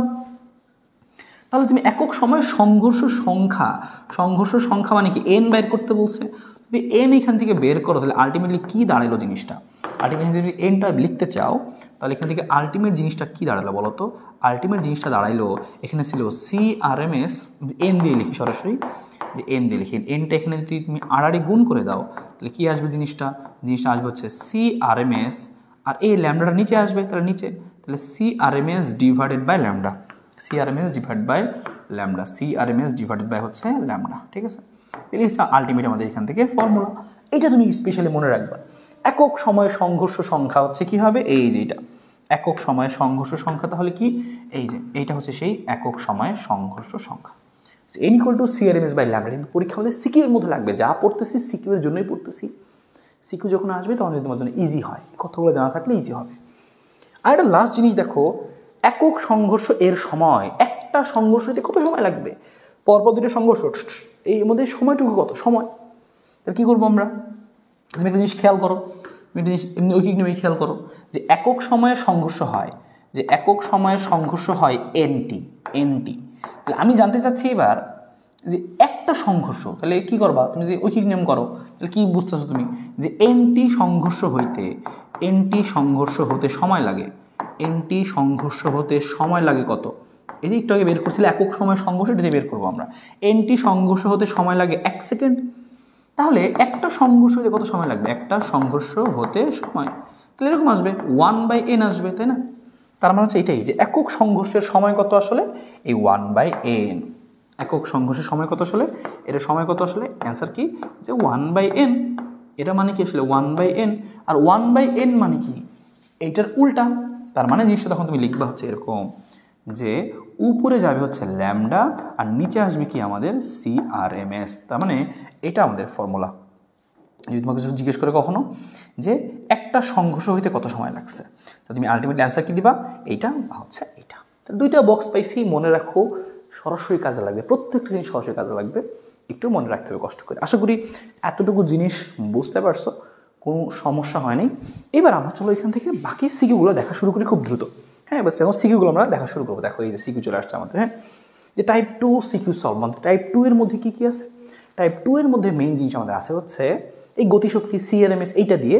টাইপ 1 তো আমরা দেখছি হ্রদের গভীরতা, টাইপ 2 দেখতেছি আমরা এখন। দেখো অনেকগুলো প্রশ্ন লিখে রাখছি আমরা হিজিবিজি করে, কারণ এই প্রশ্নগুলো জানলেই তুমি সবগুলো সিকিউ করতে পারবা। এই প্রশ্নগুলো জানলেই তুমি সবগুলো সিকিউ করতে পারবা। আমি দেখছো ওই যে তোমাদের সেই স্টাইলে যে একটা সিকিউর আন্ডারে সবগুলো লিখে দিছি, মানে তুমি যদি এইখান থেকে সবগুলা সিকিউ পারতে চাও তাহলে মোটামুটি এই প্রশ্নগুলো জানলেই হয়ে যাচ্ছে। হ্যাঁ, তো খুব দ্রুত করে ফেলে, আসলে খুব দ্রুত পারবো আমরা। দেখো এগুলো তো বেশি সময় লাগবে, আমাদের 6 মিনিট লাগবে এগুলো করতে। খেয়াল করো, বলছে এত আয়তনের সিলিন্ডারে 300 কেলভিন তাপমাত্রায় এত চাপে অক্সিজেন গ্যাস ভর্তি করা আছে। তাহলে কি গ্যাস আছে আমাদের এখানে? অক্সিজেন গ্যাস ভর্তি করা আছে। আর বলছে গ্যাসের প্রতিটি অণুর ব্যাস দেওয়া আছে, অণুর ব্যাস এত। তাপমাত্রা অপরিবর্তিত রেখে কিছু পরিমাণ অক্সিজেন বের করে নেওয়া হলো বা গ্যাস ব্যবহার করা হলো, তারপরে এত চাপ পাওয়া গেল। সব কিছুই বুঝলাম। এইখানে অঙ্ক চাইছে কি, গ নাম্বারগুলোতে কীভাবে আসে খেয়াল করো। এখান থেকে এই গ নাম্বার অঙ্কগুলো আমাদের কী কী জিজ্ঞেস করে খেয়াল করো। প্রথমটা জিজ্ঞেস করছে কি, বলছে উদ্দীপকে বর্ণিত অক্সিজেন গ্যাস ব্যবহারের পূর্বে সিআরএমএস কত ছিল। তার মানে যখন ব্যবহারটা এখনো কর নাই তখন তুমি সূত্র কি লিখবা? অক্সিজেন গ্যাস বলছে, তুমি দেখো তাপমাত্রা দেখো দেওয়া আছে, এত আয়তনের সিলিন্ডারে এত তাপমাত্রা ছিল আগে থেকে। তাপমাত্রা জানো, ডিরেক্ট তুমি গ নম্বরে আসছে এই প্রশ্ন, তাহলে তুমি কি লিখবা? লিখবা কি যে সুতরাং সিআরএমএস, ডিরেক্ট ফর্মুলা লিখে দিচ্ছে, আর কিছু করবো না। তুমি বুঝতেই পারতেছো, √3RT/m হবে, শেষ। সব মান তুমি জানো, আর এর মান 8.314 নিতে হয়, টি এর মান কত নিবা 300 কেলভিন, সেটাও বলা আছে। তারপরে ইভেন এম এর মানটা কত বসাবা সেটাও তোমাকে বলে দিচ্ছি। এম এর মানটা কত বসাবা এক লাইনে আমরা করে ফেলতেছি এখানে। হ্যাঁ, এক লাইনে করে ফেলবো। এখন যদি মানগুলো বসাই দিই এখানেই, যে 3 আর এর মান কত 8.314, টি এর মান কত 300 কেলভিন। হ্যাঁ, আর এম এর মান কত হবে বলছে অক্সিজেন। খেয়াল করো, অক্সিজেন ভর্তি করা আছে। আর অক্সিজেন ভর্তি করা মানে কি 32, কিন্তু বলছিলাম অবশ্যই কেজিতে নিতে হয়, অবশ্যই কেজিতে। তার মানে 32 × 10⁻³ শেষ। এতটুকু করলে তোমার কি চলে আসবে? মিটার পার সেকেন্ড চলে আসবে, শেষ। তো গ নাম্বার শেষ, একটা ডান। দেখছো গ নাম্বার এভাবে আসে। পরে বলছে গ্যাসের তাপমাত্রা কত হলে পরীক্ষা এভাবে আসতে পারতো। এটা না আসলে পরীক্ষা এভাবে আসতে পারতো। এটা না দিয়ে বলতে পারতো কি এই উদ্দীপক দিয়ে, যে এইখানে গ্যাসের তাপমাত্রা কত হলে, তাপমাত্রাটা দেওয়া আছে ঠিক আছে, কিন্তু গ্যাসের তাপমাত্রা কত হলে অণুগুলোর সিআরএমএস 575 হয়। সেক্ষেত্রে তুমি কি করবা? 2 নাম্বার তুমি এভাবে লিখবা। সাপোজ 2 নাম্বার লিখতেছি আমি, 2 নাম্বার তুমি এভাবে করতাম। তোমার সূত্র কিন্তু সিআরএমএস। দেখো তোমাকে বলছে গ্যাসের তাপমাত্রা কত হলে, তাহলে কি করতে হবে? এখান থেকে তাপমাত্রা বাইর করতে হবে। তাহলে তুমি স্কোয়ারটাকে এই পাশে মানে রুটটাকে স্কোয়ার করে দাও। তাহলে এখানে আসবে কি যে সিআরএমএস স্কোয়ার করলে কি হবে এরকম। বা আমি এক কাজ করি, সব মান বসাই দিচ্ছি আমি এখানে, সব মান বসাই দিচ্ছি, তুমি জাস্ট এখানে বের করে নিবা। সিআরএমএস এর মান কত দেওয়া আছে? সিআরএমএস এর মানই দেওয়া আছে হচ্ছে কত 575। তাহলে সিআরএমএস এর নিচে মান বসাচ্ছি 575 ইকুয়াল টু, তাহলে রুট এই যে 3, আর এর মান তো মুখস্থ জানি 314, টি এর মানটা বের করতে হবে। আর এম এর মান তো বলাই আছে অক্সিজেন মানে কত 32 × 10⁻³ দ্যাটস ইট। এই যে টি এর মানটা বের হয়ে যাবে, শেষ। রুটটা সহজ আছে, দ্যাটস ইট। এত সহজ অঙ্ক গণভাবে আসে। প্রাথমিক অবস্থায় সিলিন্ডারের মধ্যে আবদ্ধ গ্যাসের গতিশক্তি, পরীক্ষা এগুলো না বলে বলতে পারতো গ্যাসের গতিশক্তি বের করতো। প্রাথমিক অবস্থায় মানে কি একদম শুরুতে যখন ছিল আর কি, যে এত আয়তন ছিল, এত চাপ ছিল। খেয়াল করো, আয়তনও দেওয়া আছে, আবার কি চাপও দেওয়া আছে, আয়তনও দেওয়া আছে, চাপও দেওয়া আছে। গ্যাসের গতিশক্তি কি লিখবা তুমি লিখবা যে আচ্ছা 3 নাম্বার তুমি এভাবে লিখবা। 1 নাম্বার 2 নাম্বার ছিল, আর 3 নাম্বার তুমি আসলে কি লিখতা? আমরা জানি গ্যাসের গতিশক্তি ইকে সমান, তবে খেয়াল করো কি গ্যাস দেওয়া আছে? অক্সিজেন দ্বিপারমাণবিক। তুমি কিন্তু চাইলে লিখতে পারো যে ইকে সমান 5/2 PV। হ্যাঁ, 3 না লিখে তুমি কি ইউজ করতে পারো? 5 দিয়ে ইউজ করতে পারো, 5/2 PV লিখে দিবা অক্সিজেনের ক্ষেত্রে এরকম। বা তুমি যদি মন চায় না আমি হচ্ছে 3 দিয়েই করবো, তাহলে তুমি 3 দিয়েই করো, সমস্যা নেই, 3 দিয়ে তুমি করতে পারবা। 3/2 PV মানগুলো বসাই দিব, দুইটা করে কিন্তু দুটো আলাদা মান আসবে। 3 দিয়ে করলে একরকম মান আসবে, 5/2 দিয়ে করলে আরেক রকম মান আসবে। তারপরে তুমি যে কোনো একটা করতে পারবা, কারণ এটা আসলে আমাদের দুইটাই রাইট দেয় আসলে। হ্যাঁ, আমাদের আসলে দুইটাই রাইট দেয়, সংশোধনের মধ্যে দুইটাই রাইট দেয়। কারণ ওই যে কনফিউশন যেহেতু আছে এখানে। ওকে, তো আসলটা উচিত হচ্ছে 5 দিয়ে করা। এখন মান বসালে সে দেখো সব কিছু এসআই একক নিতে হবে। দেখো এসআই একক আছে কিনা, হ্যাঁ এটা প্যাসকেলে আছে, আবার এটা মিটার কিউবে আছে। আমরা আগেই বলে আসছিলাম তোমাকে মান বসানোর সময় এটা প্যাসকেলে বসাবা, মিটারে কিউবে বসাবা। সম্পূর্ণ লেখা আছে সব কিছু, মান বসালে শেষ। মানে গ নম্বরগুলো একটু সহজই কিন্তু হয়। দেখি পরেরটা কি বলছে আমাদের, বলছে সিলিন্ডারে আবদ্ধ গ্যাসের একটি অণুর গতিশক্তি, বলছে একটা অণুর গতিশক্তি জিজ্ঞেস করছে, একটা অণুর। তুমি কি জানতা, একটা অণুর গ্যাসের গতিশক্তি যদি বলে সেক্ষেত্রে আমরা কি লিখতাম, এরকম লিখতাম যে 3/2 কেটি। সূত্র শিখছিলাম আমরা। দেখো টি এর মান লেখা আছে, 3/2 কেটি লিখবা, সমস্ত মানটান লেখা আছে এখানে। 2 কে এর মান কত, 1.38 ইন্টু 10⁻23, আর টি এর মানটা কত, ওই যে 300 কেলভিন, ইন্টু কত হবে 300, দ্যাটস ইট, এত জুল। এটা হচ্ছে একইভাবে দেখো আমাদের আরেকটা আছে আমাদের এখানে, এটা কি ঘ নম্বরটা। দেখো ঘ নম্বরটা কি বলছে, আমরা লাস্টেটা কি বলছে, যে প্রাথমিক অবস্থায় সিলিন্ডারে আবদ্ধ গ্যাসের অণুর সংখ্যা নির্ণয় করো। এখানে সিলিন্ডারে যে এইগুলা ছিল পরীক্ষায় তোমার হয় গতে এরকম আসবে, এরকম আসবে, না হয় এরকম আসবে, যে কোনো একটা এগুলা বারবার আসছে আর কি। এই প্রশ্নগুলো বিভিন্ন সৃজনশীলে ওইখান থেকে পিক করে করে বাছাই করে করে এখানে রাখছি, তুমি যেন এক উদ্দীপক দিয়ে সবগুলো বুঝতে পারো যে গ নম্বর আসলে এভাবে আসে আর ঘ নম্বর আসলে এভাবে আসে, তাহলে তোমার এক সৃজনশীলে সব সৃজনশীল শেষ হয়ে গেল। তো লিখি আমরা সেই 5 নম্বরটা লিখি আমরা এখানে। আসো বলছে প্রাথমিক অবস্থায় সিলিন্ডারে আবদ্ধ গ্যাসের কি সংখ্যা, অণুর সংখ্যা। আমরা আগে দেখি এখানে কত মোল অণু আছে, কারণ মোল যদি বের করতে পারি তাহলে আমরা সূত্র জানি কি, n = কি x/na। তো আমাকে তো অণুর সংখ্যা বের করতে বলছে, মানে কি Na বের করতে বলছে। Na বের করার জন্য মোল সংখ্যাটা লাগবে। তাহলে মোল সংখ্যা বের করবো কিভাবে, পি দেওয়া, ভি দেওয়া, টি দেওয়া, পিভি সমান nRT। তাহলে লিখবো আমরা জানি আদর্শ গ্যাসের সমীকরণ কি, পিভি সমান সমান nRT। তুমি লিখবা কি n = তাহলে n = কি আসবে, RT ডিভাইডেড বাই কি পিভি, খালি মান বসায় দাও। আর এর মান কত 8.314, টি এর মান কত 300 কেলভিন, পি এর মান কত ওই যে লেখা আছে 2.5, তাহলে বসায় দাও 2.5 ইন্টু 10⁻⁻ কত, 10 আর 10⁵ আর 10⁵, আর ভি কত এই যে 10⁻²। এইটা ভাগ করলে তুমি পাই যাবা কি n, এই যে একটা মান পাইলা n মোল। এবার তুমি লিখবা কি, আচ্ছা আমরা জানতাম n = x/na, সুতরাং na সমান কি হবে, na সমান কি হবে x/n হবে, এরকম হবে না, সরি আমাদের na না, তো x বের করতে হবে, পরমাণুর সংখ্যা না, পরমাণুর সংখ্যা তো হচ্ছে আমাদের হচ্ছে x, আর na তো অ্যাভোগাড্রোর সংখ্যাটা তো জানি আমরা, x = কি হবে n × na, এরকম হবে। তাহলে আমরা এক কাজ করে শুধু লিখবো সুতরাং পরমাণুর সংখ্যা, যে সুতরাং বলছি অণুর সংখ্যা নিয়ে নেবো, লিখবো কি সুতরাং অণুর সংখ্যা। তো অণুর সংখ্যা লিখে দিবা, এই যে এতটুকু তোমাকে করতে হবে। অণুর সংখ্যা x = কি হবে, যে এই মোল সংখ্যা ইন্টু na, শেষ। na মানে কি অ্যাভোগাড্রোর সংখ্যা 6.023, সেটা। তো গ নম্বরগুলো আসলে এইভাবে আসলে আশা করি খুব সুন্দর মতো করতে পারবা এইখান থেকে গ নম্বরগুলো দেখো। এবং এই প্রশ্নগুলা ভাই, এই প্রশ্নগুলা আমি তোমাকে দেখালাম সৃজনশীল আসতে পারে, কিন্তু আসলেই কোন কোন প্রশ্নে আসছে সেটাও তোমার জন্য রাখছি আমি, তোমাকে দেখাচ্ছি, খেয়াল করো। এই যে এখান থেকে শুরু হবে, এই যে এইভাবে পরীক্ষা আসছিল, গ্যাসের গতিশক্তি বাইর করতে বলছিল, পরে এরকম এরকম ভিন্ন ভিন্ন জায়গায় এরকম এই সেম প্রশ্নগুলো আসছিল। তো সেম প্রশ্নগুলো আসছিল, ওগুলো আমি এখানে রাখছি, তুমি যেন বুঝতে পারো আচ্ছা তাহলে এই প্রশ্নগুলো এখান থেকে আসে, তাহলে কীভাবে লিখতে হয়, কীভাবে আমরা লিখবো। তো আমরা গ নম্বরগুলো বুঝছি, এবার আমরা এখান থেকে ঘ নম্বরগুলো বোঝার চেষ্টা করি। এই আমাদের দেখো এগুলো নর্মালি কিসের জন্য আসতো, এগুলো আসতো আমাদের হচ্ছে গ নম্বরে, এটা নর্মালি গ এর জন্য। আর এখন যেগুলো দেখবো সেগুলো হচ্ছে আমাদের নর্মালি হচ্ছে ঘ এর জন্য। হ্যাঁ, ঘতে এগুলো নর্মালি আসে, ঘ। এবার তুমি চিন্তা করো কত সহজ তুমি পারবা, কিন্তু এখানে আসলে মানুষের ভুল কোথায় হইতো, এখানে মানুষজন ভুল করতে এককগুলাতে আমি কিন্তু সব তোমাকে বলে দিছি, কোন সময় কোন একক হবে সাইডে লেখা আছে, একদম সুন্দর করে মনে রাখতে হবে, সব এসা একক, সহজ বাংলা কথা। তো একগুলো ভুল করা যাবে না। এবার শোনো ঘ নম্বর দেখি, প্রথমটা বলছে উদ্দীপকের যে পরিমাণ অক্সিজেন গ্যাস ব্যবহৃত হয়েছে তা নির্ণয় করো, বা নির্ণয় করা সম্ভব কিনা। দেখো তো কি বলছে, আমার কাছে কিছু সিলিন্ডারের মধ্যে কিছু অ্যাকশন গ্যাস ছিল, তারপর সেখানে কিছু গ্যাস আমি কি করছি, ব্যবহার করছি। ব্যবহার করার পরে আমি কি দেখছি, চাপটা চেঞ্জ হয়ে গেছে, আমি খালি এতটুকু পাইছি, ব্যবহার করার পরে চাপ চেঞ্জ হয়ে গেছে। দেখো কীভাবে জিনিসটা বের করা যায়, আমরা ট্রাই করি। তাহলে আমি কি করব, যে কি পরিমাণ গ্যাস ব্যবহার হয়েছে সেটা বের করব। তো আমি ফার্স্টে বের করি যে আগে কতটুকু গ্যাস ছিল, আগে গ্যাসের পরিমাণ কত ছিল, আমি এন বের করতে পারি অথবা এম বের করতে পারি সরাসরি। তাহলে লিখি আমরা কি জানতাম, এটা কয় নাম্বার হচ্ছে, এটা আমাদের ঘ এর 1 নাম্বার আর কি। হ্যাঁ, ঘতে 1 নাম্বার করতেছি আমরা। তো আমরা কি জানতাম, পিভি সমান সমান nRT, তাই না। আর এন এর পরিবর্তে কি লেখা যায়, W/m ইন্টু কত RT। তাহলে তাহলে আমি W যদি লিখতে চাই, পূর্বে W সমান কি লেখা যাবে, পূর্বে W সমান লেখা যাবে হচ্ছে যে এই যে PVM আর আর কি আছে, আর গুণ আকারে আসতে গেছে ভাগ হবে আর টি।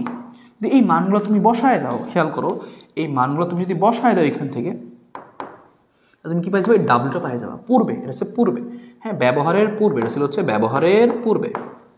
তাহলে তুমি বসাই দাও পি ভি এম সব মান আছে এখানে, সবগুলো মান আছে দেখো, প্রত্যেকটা বসাই দিবে, এসআই এক সবই দেওয়া আছে, ভালো অঙ্ক ছিল এটা, সব এসআই দেয়, প্রত্যেকটা মান বসাই দিবা। তো বসালে তুমি এখানে একটা মান পাবা। আচ্ছা এটা হচ্ছে পি, এটা হচ্ছে কোন পি আমি লিখে দিচ্ছি, এই যে এইটাই হচ্ছে সেই পি, এই যে সেই পি, এটা হচ্ছে সেই পি। কিন্তু ব্যবহারের পর লিখতেছি আমি পরিবার, যে কিছু কিছু ব্যবহার যে করলাম, তাহলে ব্যবহারের পর আবার লিখবা তুমি। সুতরাং ব্যবহারের পর, তো ব্যবহারের পর সেক্ষেত্রে কি লিখবো আমরা, ব্যবহারের পর লিখবো হচ্ছে এই ডাব্লিউ, আবার লিখবো ছিল ডাব্লিউ মনে করো, এবার লিখবো ডাব্লিউ প্রাইম, আবারও সেম সূত্র হবে, এভাবে লিখবো আমরা, লিখবো কত P V M by R টি।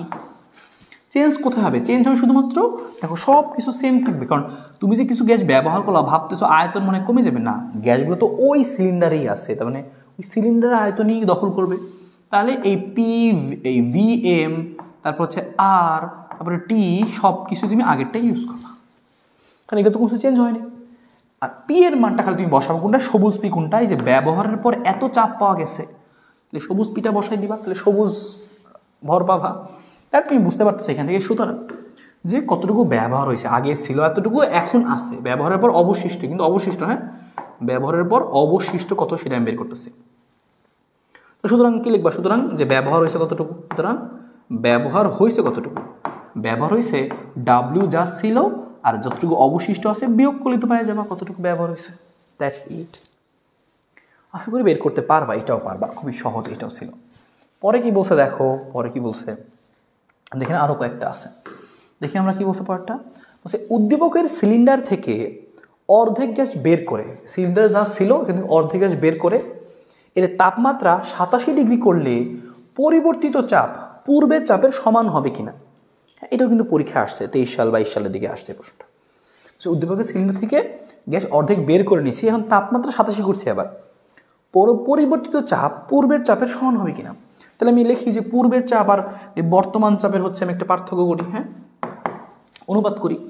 তাহলে লিখে আমি ভাই আমার সূত্র কি জানতাম, সূত্র হচ্ছে পিভি সমান সমান কি জানতাম, যে ডাব্লিউ বাই এম ইন্টু কি ছিল, যে আর টি, হ্যাঁ পিভি এনআরটি ছিল না, তাহলে লিখলাম nRT W by M R টি। আমি এখান থেকে চাচ্ছি কার সাথে কার সম্পর্ক, পি এর সম্পর্ক চাচ্ছি আমি, চাপ কি হবে, তাহলে চাপ যেতে হবে আয়তনটাকে অন্য পাশে পাঠাই দিই আমি। খেয়াল করো আয়তন যদি অন্য পাশে পাঠাইও, সরি আয়তন যদি আমি অন্য পাশে পাঠাইও, খেয়াল করো এখানে আমাদের চাপ লিখলাম আর আয়তনটাকে গুণ ছিল ভাগ করে দিলাম। দেখো এই দুই ক্ষেত্রে উদ্দীপকের সিলিন্ডারের ক্ষেত্রে আমি কি করছি, অর্ধেক গ্যাস বের করছি, কোনটা কোনটা চেঞ্জ করি নাই দেখো, এবার চেঞ্জ করছি আমরা ভর চেঞ্জ করছি, এখানে অর্ধেক গ্যাস বলছি, তাহলে ভরটা চেঞ্জ হয়েছে, মানে ভরটা চেঞ্জ, এখানে ডাব্লিউটা চেঞ্জ, তারপরে ভরটা চেঞ্জ, আর কি চেঞ্জ, এখন তাপমাত্রা চেঞ্জ করছি, তাপমাত্রা গেছিল 300 কেলভিন, এখন কি করছি গ্যাস বের করে তাপমাত্রা 87 করছি আমরা, 87, তাহলে আমার টিটা চেঞ্জ হয়েছে, টিটা চেঞ্জ হয়েছে, আর তো চেঞ্জ হয়নি, আর তো আগে আসলে তাই আছে। এরপর দেখো উদ্দীপকের সিলিন্ডার থেকে আমাদের এই এমটাও চেঞ্জ হয় নাই, এমটা কেন চেঞ্জ হয় নাই আমাদের, এমটা চেঞ্জ হয় নাই কারণ এই এমটা কিন্তু ছিল অক্সিজেনই কিন্তু আছে। ভিটা দেখো কি বলছে, উদ্দীপকের সিলিন্ডার থেকে অর্ধেক গ্যাস বের করে তাপমাত্রা 87 করলে পরিবর্তিত চাপের অনুপাত কি হবে।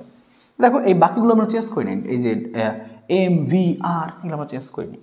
তাহলে আমি কি লিখতে পারি এখান থেকে, সরাসরি আমি লিখতে পারো যে, তাহলে আমরা লিখতে পারবো এরকম যে পরিবর্তিত চাপ ডিভাইড বাই কি পূর্বের চাপ সমান সমান কি লিখতে পারবা, দেখো তো এই পি এর সাথে এই ডাব্লিউ এর সম্পর্ক কি, সমানুপাতিক, তাহলে কি লিখবা, এখানে লিখবা কি W2 ডিভাইড বাই W1, 2/1 যেহেতু। আর খেয়াল করো টি আবার চেঞ্জ করছো, টি এর সাথে কি লিখবা তুমি, টি এর সাথে সমানুপাতিক, কি লিখবা T2 বাই T1, বাকি সব কিছু কিন্তু দেখো কনস্ট্যান্ট আছে, হ্যাঁ এই এম মানে আণবিক ভর, আরটা সবই কিন্তু দেখো কনস্ট্যান্ট, ভিও সেম, ভি কেন সেম, উদ্দীপক সিলিন্ডার থেকে বের করে তাপমাত্রা আমি 87 করছি, ওই তাপমাত্রা তো রাখছি আমরা, হ্যাঁ তাহলে আমি দেখো বাকি মানগুলো বসাই, তুমি কিন্তু একটা মান পাই যাবা, একটার মান কত এম, আর অর্ধেক গ্যাস বের করছি, হ্যাঁ অর্ধেক গ্যাস বের করে ফেলছি, অর্ধেক আছে m/2, আর এখানে কত আসবে T1 এর মান কত, এই T2 এর মান কত, যে পরবর্তীতে আমি 87 করছি, তাহলে কি লিখবো, এই 87 সাথে 273 যোগ হবে, শেষ, হ্যাঁ আর এই T1টা কত, T1 তো আগে থেকে ছিল কত 300 কেলভিন, 300 কেলভিন। এবার এখান থেকে তুমি হিসাব নিকাশ এই যে mm কেটে দিবা, হিসাব নিকাশ করে তুমি এখান থেকে বের করতে ফেলতে পারবা এই P2 আর P1 এর এই অনুপাতটা কত, এই P2 আর P1 এর অনুপাতটা কত। হ্যাঁ, যে গ্যাস কি বলছে চাপ পূর্বের চাপের সমান হবে কিনা, যদি অনুপাত যদি 1 আসে, অনুপাত যদি 1 আসে তাহলে বুঝবা কি সমান হবে, মানে P2 এর মানটা তুমি দেখবা P2 এর মানটা কত আসছে। এই P1 এর মান তো জানোই, এই যে P1 তো লেখা আছে আমাদের, এই যে সেই P1 যে পূর্বে ছিল কত, এটা আমাদের কিন্তু P1 এরকম। বুঝতে পারছো কিনা? এরকম করে দেখবা কত আসছে, সমান আসছে নাকি আসে না। তো দেখবা বেশিরভাগ ক্ষেত্রেই সমান আসবে না বা আসতে পারে, বলা যায় না।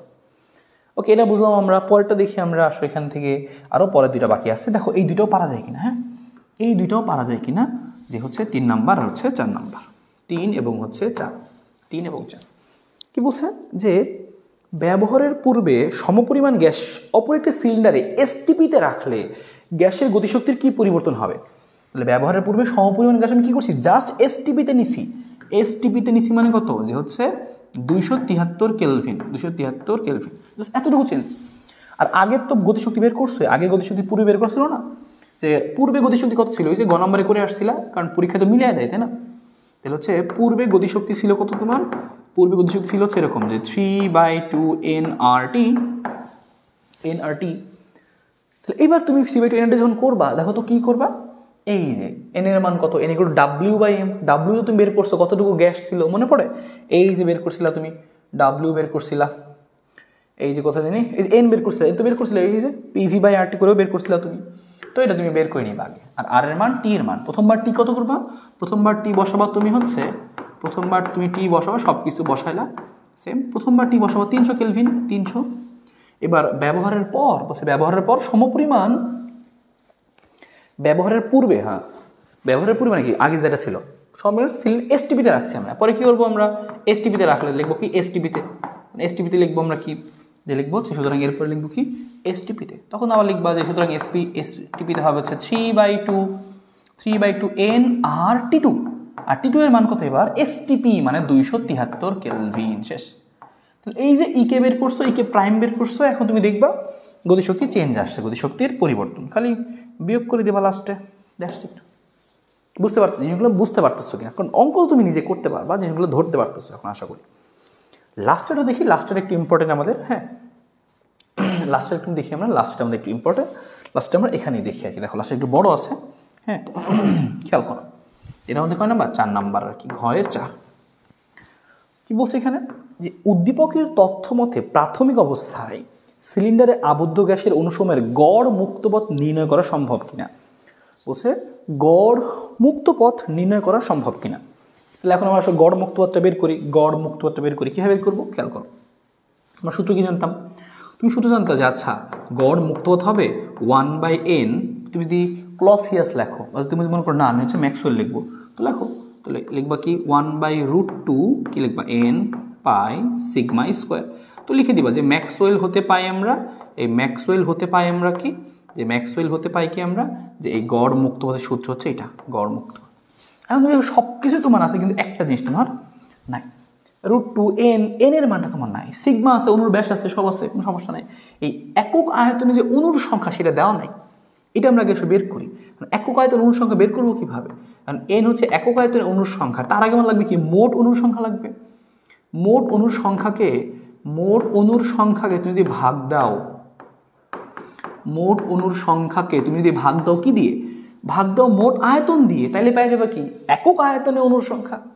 আর মোট অনুর সংখ্যা তুমি অলরেডি বের করছো, মনে আছে যে এক্স এর মান ওই যে আমরা করছিলাম এখানে, যে মোট অনুর সংখ্যা বাইর করো, তো পরীক্ষা হয়তো বা এটা দিছে গ নম্বরে আর এটা দিছে মনে করো ঘ নম্বরে, তো সেই মানটা তুমি বসাই দিবা, ভাগ দিবা কত দিয়ে, আয়তন দিয়ে ভাগ দিবা, আয়তন তো দেওয়া আছে তো শেষ।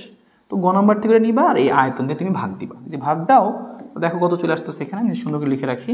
তো এক্স এর মান তো এখানে পাইছিলাম আমরা, আর ভিটা কত আমাদের ওই যে 10⁻², তো এনে মান চলে আসবে। তারপরে তুমি জাস্ট এখানে মানটা যদি বসাই দাও এই সূত্রের মধ্যে, তাহলে কিন্তু তোমার অঙ্কটা চলে যাবে। সিগমা মান তো দেওয়া আছে, একক, দেখো এই কথাটা আমাদের বলা ছিল এখানে, যে প্রতিটি অনুর ব্যাস, এই যে অনুর ব্যাস একদম ডিরেক্ট দেওয়া আছে, আমাদের কার মান তাহলে, এটা আমাদের এখানকার সিগমার মান, এটা হচ্ছে আমাদের সেই সিগমা, একক মানে হচ্ছে একটি অনুর ব্যাস। ঠিক আছে, তাহলে তুমি এই n এর মানটা বের করে এখন জাস্ট করবো কি, লিখবা যে আমরা জানি ম্যাক্সওয়েলের সূত্র কি 1/√2 n পাই সিগমা স্কোয়ার, সিগমার মান জন্য n এর মান বের করলাম, সব কিছু তোমার চলে আসবে আর তুমি বের করে ফেলতে পারবা কি এখান থেকে। পরীক্ষা তোমাকে যদি বলতো এখান থেকে তুমি সংঘর্ষ সংখ্যা বের করো, তো পরীক্ষাটা না বলে তোমাকে জিজ্ঞেস করতো কি অন্য একটা জিজ্ঞেস করতো, যদি বলতো হ্যাঁ ওকে আরেকটা দিলাম আমি 5 নাম্বার, বলতো কি যে এখান থেকে তুমি সংঘর্ষ সংখ্যা বের করো, সংঘর্ষ সংখ্যা তো তোমাকে একটু কি শিখেছি যে সংঘর্ষ সংখ্যা 5 নাম্বার, সংঘর্ষ সংখ্যা কি করবো আমরা এন ছিল না আমাদের, সংঘর্ষ সংখ্যা এন সমান কি ছিল ওই যে CRMS ডিভাইডেড বাই ল্যামডা। তারপরে যদি ল্যামডা যদি বেশি হয় সংঘর্ষ সংখ্যা বেশি হবে, আর CRMS তো বের করতে পারবাই, CRMS তো বের করছিলে গ নম্বরে, এভাবে তুমি বের করতে পারতা যদি চাইতো তোমার এখান থেকে। হ্যাঁ মাঝে মাঝে জিজ্ঞেস করে দুইটা পাত্র আছে কোথায় সংঘর্ষ বেশি হবে, তো যেখানে ল্যামডা বেশি হবে সেখানে সংঘর্ষ কম হবে, কারণ ব্যস্তানুপাতিক যেহেতু। ঠিক আছে, এই হচ্ছে অঙ্কগুলা। আশা করি এইখান থেকে আসলে একদম সুন্দর মতো করতে পারবা। এখন জাস্ট দেখো যে দিনাজপুর বোর্ড ময়মনসিংহ বোর্ড 23 সালে আসছে, অঙ্ক দেখলে তুমি পারবা। বলছিল কি প্রাথমিক অবস্থায় অক্সিজেনের গতিশক্তি বের করো, গতিশক্তি বের করতে পারবা, সব কিছু দেওয়া আছে এখানে ইনফরমেশন।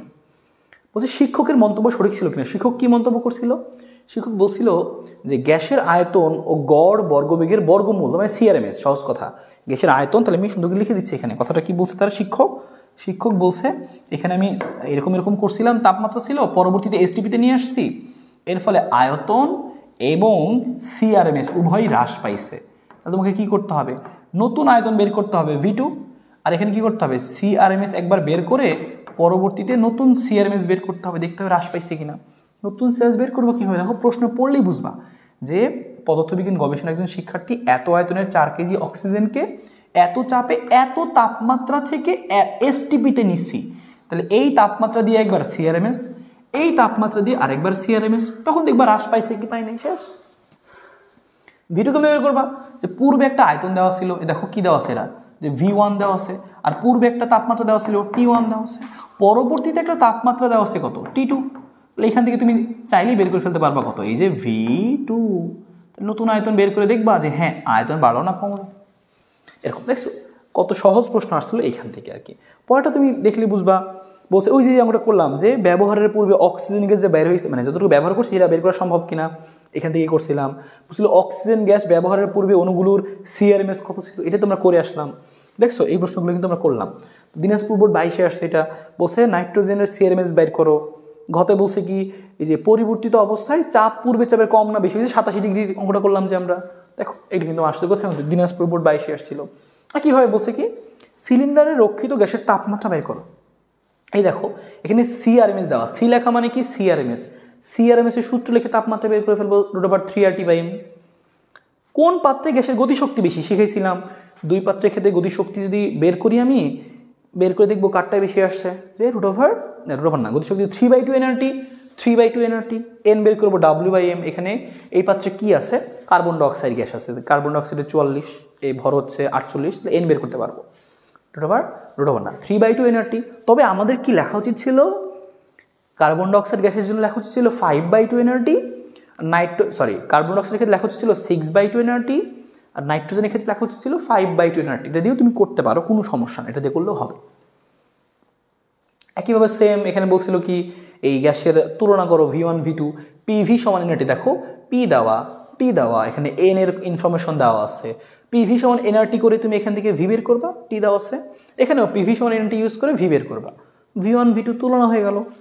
পরে বলছিল পাত্র দুইটার মুখ খুলে দিলে কোনটি আগে খালি হবে, এটা শিখে রাখো, যদি কোনো এরকম বলে কোনটা আগে খালি হবে, যদি CRMS বেগ যদি বেশি হয় তাড়াতাড়ি করে গ্যাসগুলো বের হয়ে যাবে, CRMS বেশি মানে কি দ্রুত খালি হবে, শেষ, দ্রুত খালি হয়ে যাবে। ঠিক আছে, তো আশা করি বুঝতে পারছো এই টাইপের প্রশ্ন আসলে কীভাবে করবা।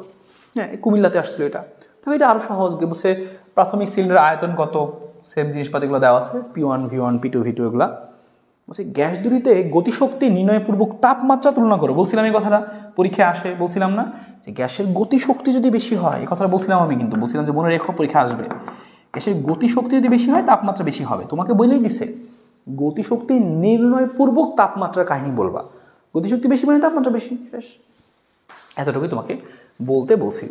তো দেখো এই টাইপের সকল প্রশ্ন আমরা দেখে ফেললাম যে পরীক্ষায় কিভাবে আসবে। এটাও দেখো সেম, বলছে যে বি পাত্রে গ্যাসের গতিশক্তি বের করো, বি পাত্রে কি আছে, এখানে CRMS দেওয়া আছে, CRMS থেকে এবং তোমাকে বলে দিছে গ্যাসের নাম নাইট্রোজেন আছে, অপরটাতে অজানা গ্যাস আছে। হ্যাঁ, তো তুমি কি লিখবা? গ্যাসের গতিশক্তি আবার 3/2 nRT বা 3/2 PV। এই দেখো পি আছে ভি আছে, সমস্যা নেই। আর বলছে এই কোন পাত্রে জানা গ্যাসটা আছে বলে তুমি মনে করো। জানা গ্যাস মানে কি? নাইট্রোজেন। তোমাকে বলছে কোন পাত্রে জানা গ্যাস আছে, তাহলে এই পাত্রেও তুমি একবার এম বের করবা, এই পাত্রেও তুমি হিসাব নিকাশ করে একবার এম বের করবা, কারণ সিআরএমএস জানো, অনেক কিছুই জানো। আণবিক ভর বের করে দেখবা, আণবিক ভরের মান 28 আসছে কোনটায়, কারণ নাইট্রোজেনের তো 28। এভাবে পরীক্ষা আসতে পারে। হ্যাঁ, এরকম আসলে আশা করি সুন্দর মতো করতে পারবা।